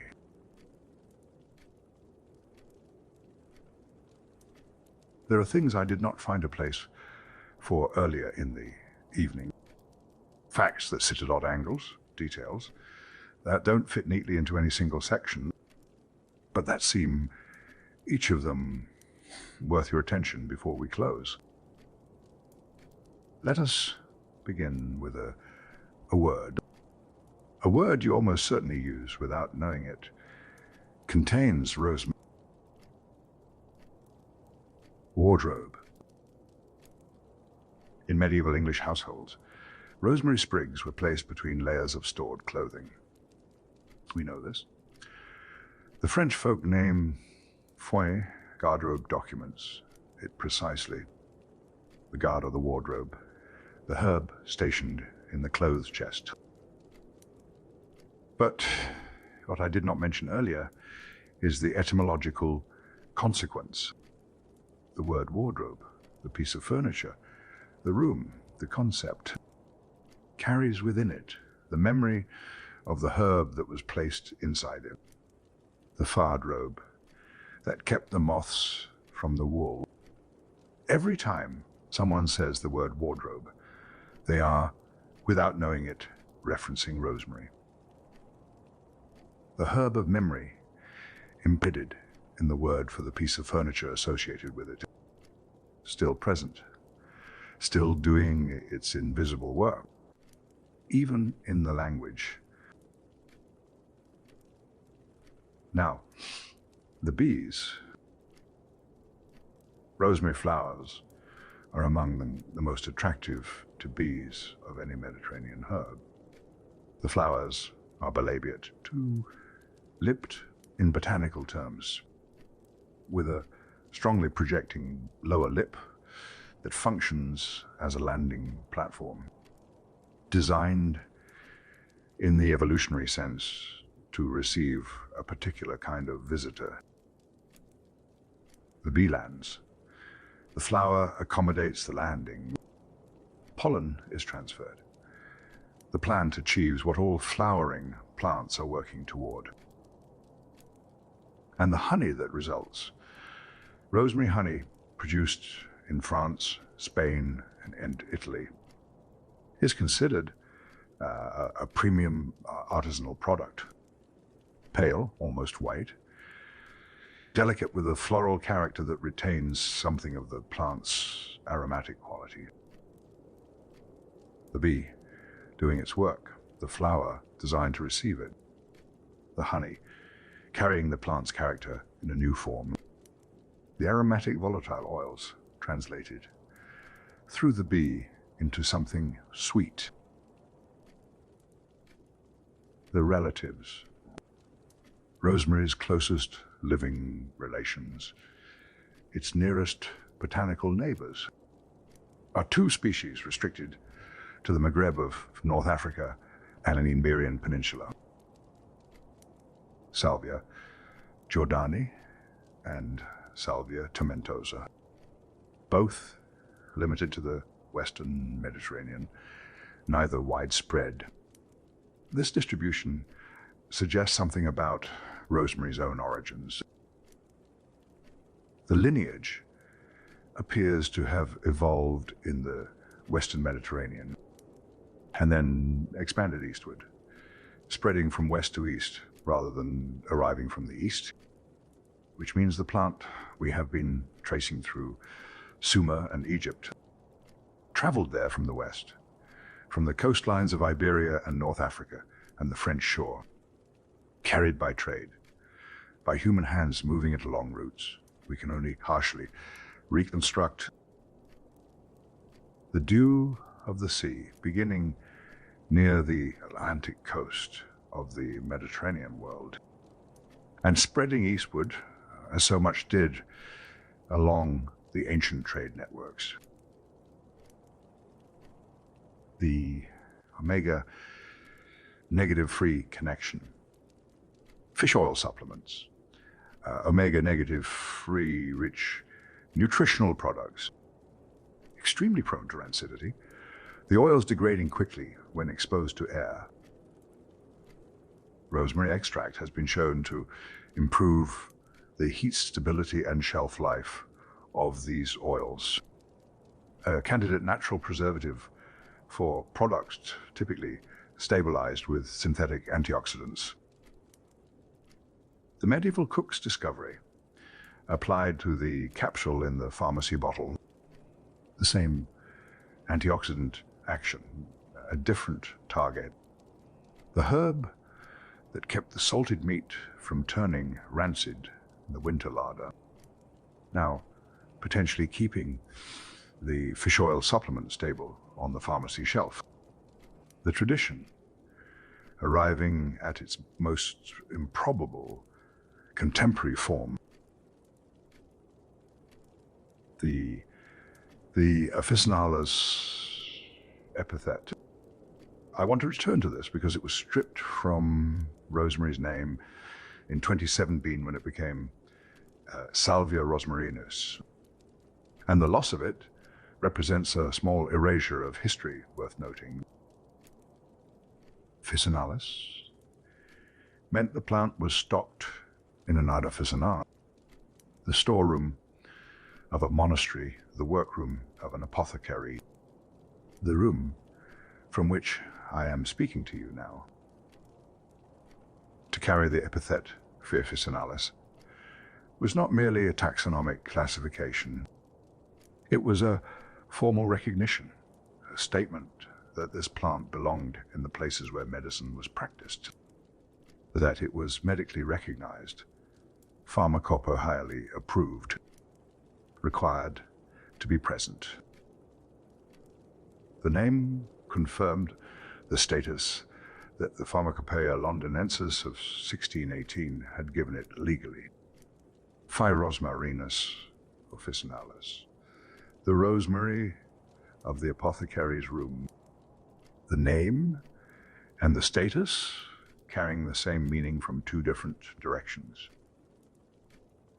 Now it is Salvia rosmarinus, more accurate in its family relationships.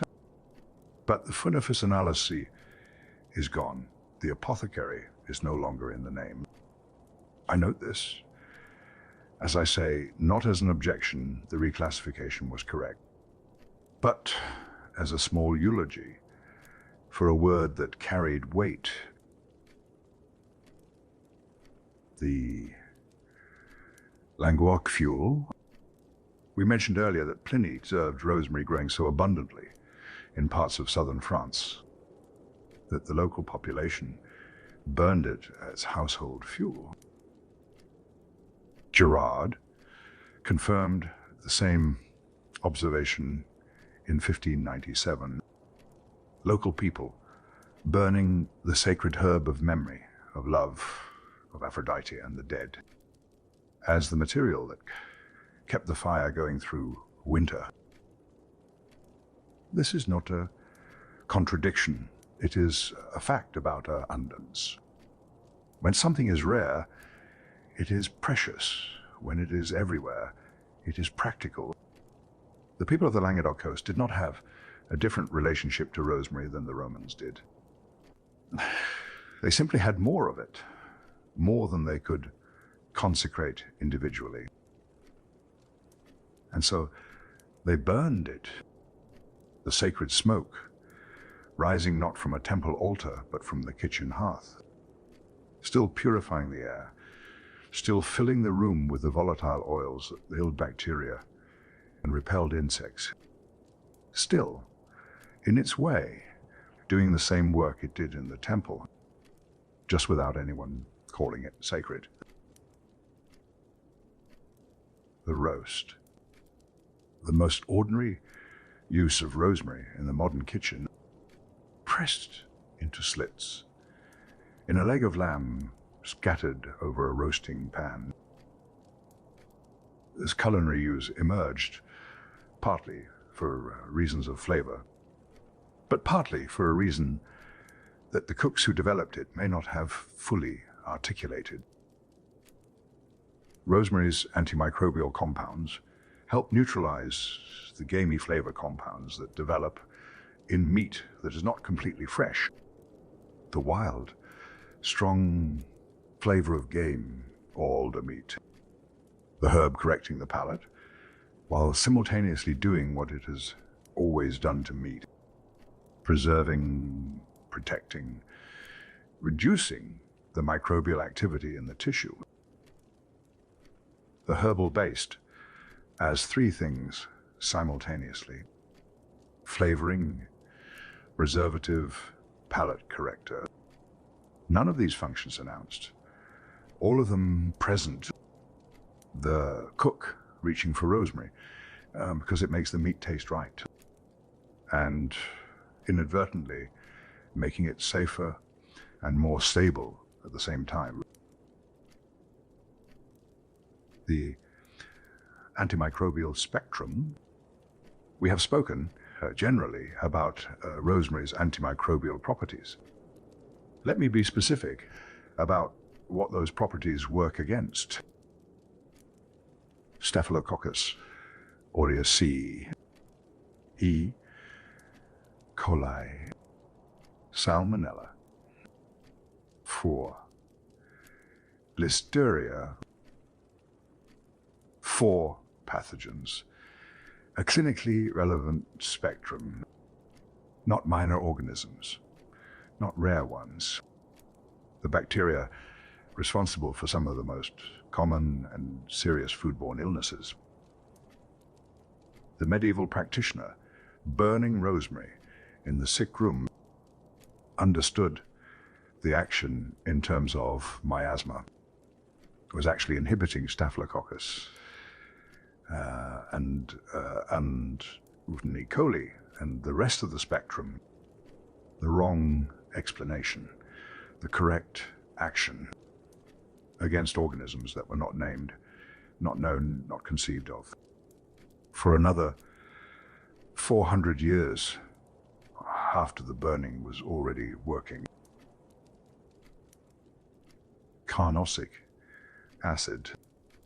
We have discussed this compound at length in the context of Alzheimer's research, but there is a specific quality of it that I did not fully address. Carnosic acid is what researchers call a pro-electrophilic drug, a compound that is not pharmacologically active in its stable form. In a healthy cell, it remains inert. It does nothing in particular, but when it encounters oxidative stress, when the cell is under attack, damaged, inflamed, it converts to its active form and begins protecting. It activates where it is needed. It remains dormant where it is not. A compound that reads the environment and responds accordingly. Precise in a way that most pharmaceutical compounds are not. This is entirely unknown from rosemary's pre-modern use. No ancient physician knew this. No medieval apothecary, no alchemist or herbalist or monk. And yet, the plant had been treating the right conditions for the right reasons for thousands of years. The compound, activating in inflamed and damaged, the practitioners recommending the plant for inflamed and damaged conditions. The mechanism, invisible. The outcome, consistently observed. The plant carrying its smart drug within it, waiting for the chemistry to arrive and explain what it was doing. Hackett's sermon. We spoke of the Reverend Roger Hackett in the context of domestic power politics. But I want to return to him briefly, because what he did was stranger than I suggested. He stood at a wedding pulpit in 1607, before a congregation who knew perfectly well what rosemary meant in folk tradition, who had grown up with the proverb about women's authority and thriving plants. And he attempted, through a single botanical argument, to appropriate that meaning, to take a plant firmly associated with female authority and argue from a position of clerical authority that it represented the opposite. The effort is remarkable for what it reveals. You do not preach against a belief that people do not hold.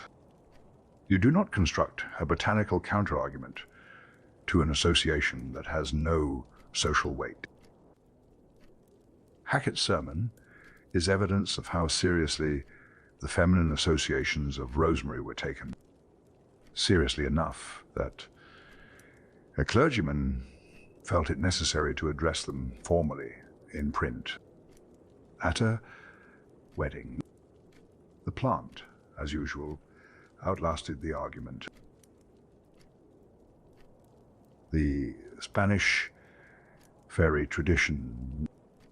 Portugal had rosemary as sacred to the fairies. Ireland used it to repel them. Spain occupied a different position entirely.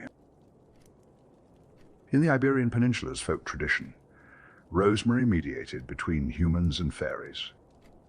Not a ward, not a welcome, a bridge.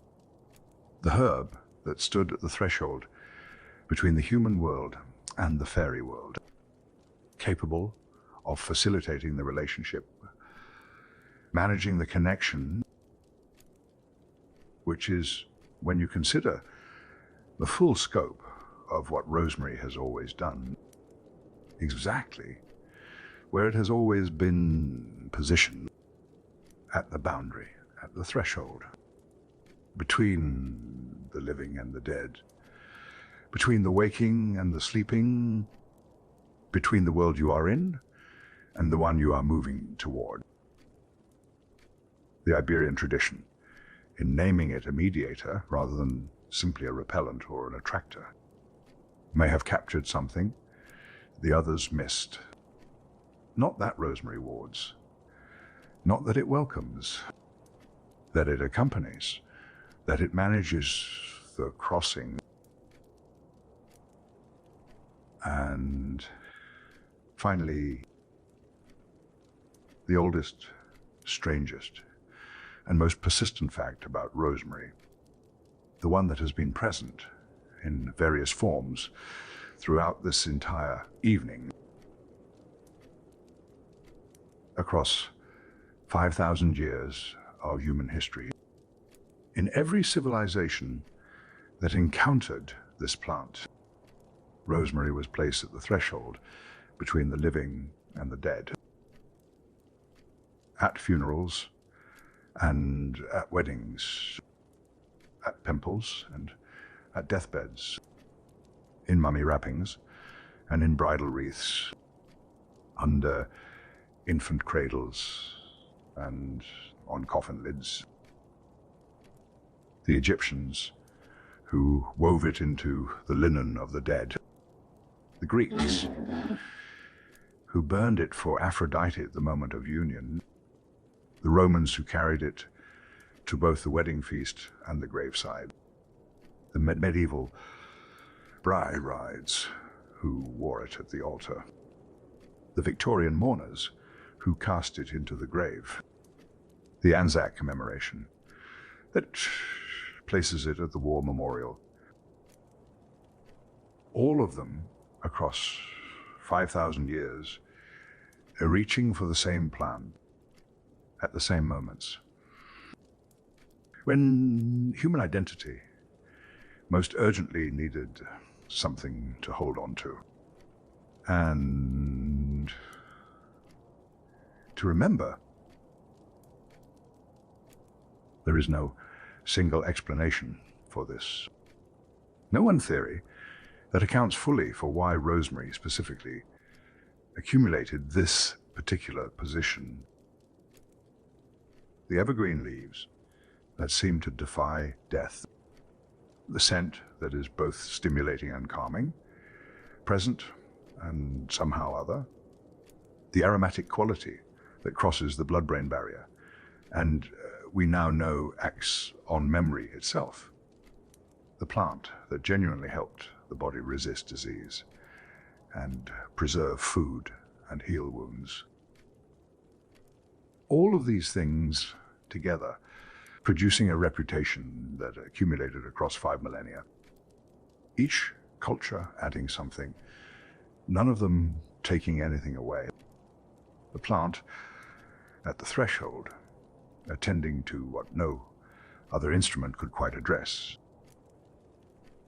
The human need to hold something at the moment of transformation, to carry something from what was into what comes next, to not entirely let go of what is being left behind. Rosemary, in every tradition that ever used it at these moments, was that something, the held thing, the carried thing, the green and aromatic presence that insisted on being present, as if the plant itself understood what it was for.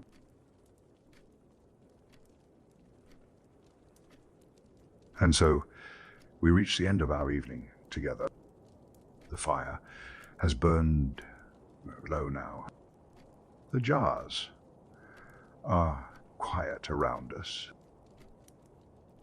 We have come a long way tonight, from Sumerian stone tablets to Australian war memorials, from the rocky coastlines where the plant first grew to the neuroscience laboratories, where its compounds are being mapped, from the Egyptian embalmer's hands to the English bride's wreath to the emperor's cologne. All of it contained in a plant most people walk past without stopping. All of it available to anyone who takes the time to look carefully. I hope you have found something worth the hours. Perhaps a new way of seeing something very familiar. Perhaps simply the company of a warm room and an unhurried voice. That too is worth something at this hour. To everyone who left a word in the comments, who told me where in the world they were listening from, thank you. Genuinely. Someone in Wellington at sunrise, someone in Vancouver in the afternoon, someone in Bristol with the rain, doing exactly what Bristol rain does. All of us gathered here around a sprig of something green and aromatic. That has been gathering people to it for 5,000 years and shows no sign of stopping. If you are still awake, I hope you are comfortable. I hope the bed is warm and the mind is quieter than it was some hours ago. And if sleep has not yet arrived, I hope it is very close now, waiting just behind the next slow breath, ready to come without announcement. From this old shop, with its jars and its fire and its 40 years of quiet work. Good night. Sleep well.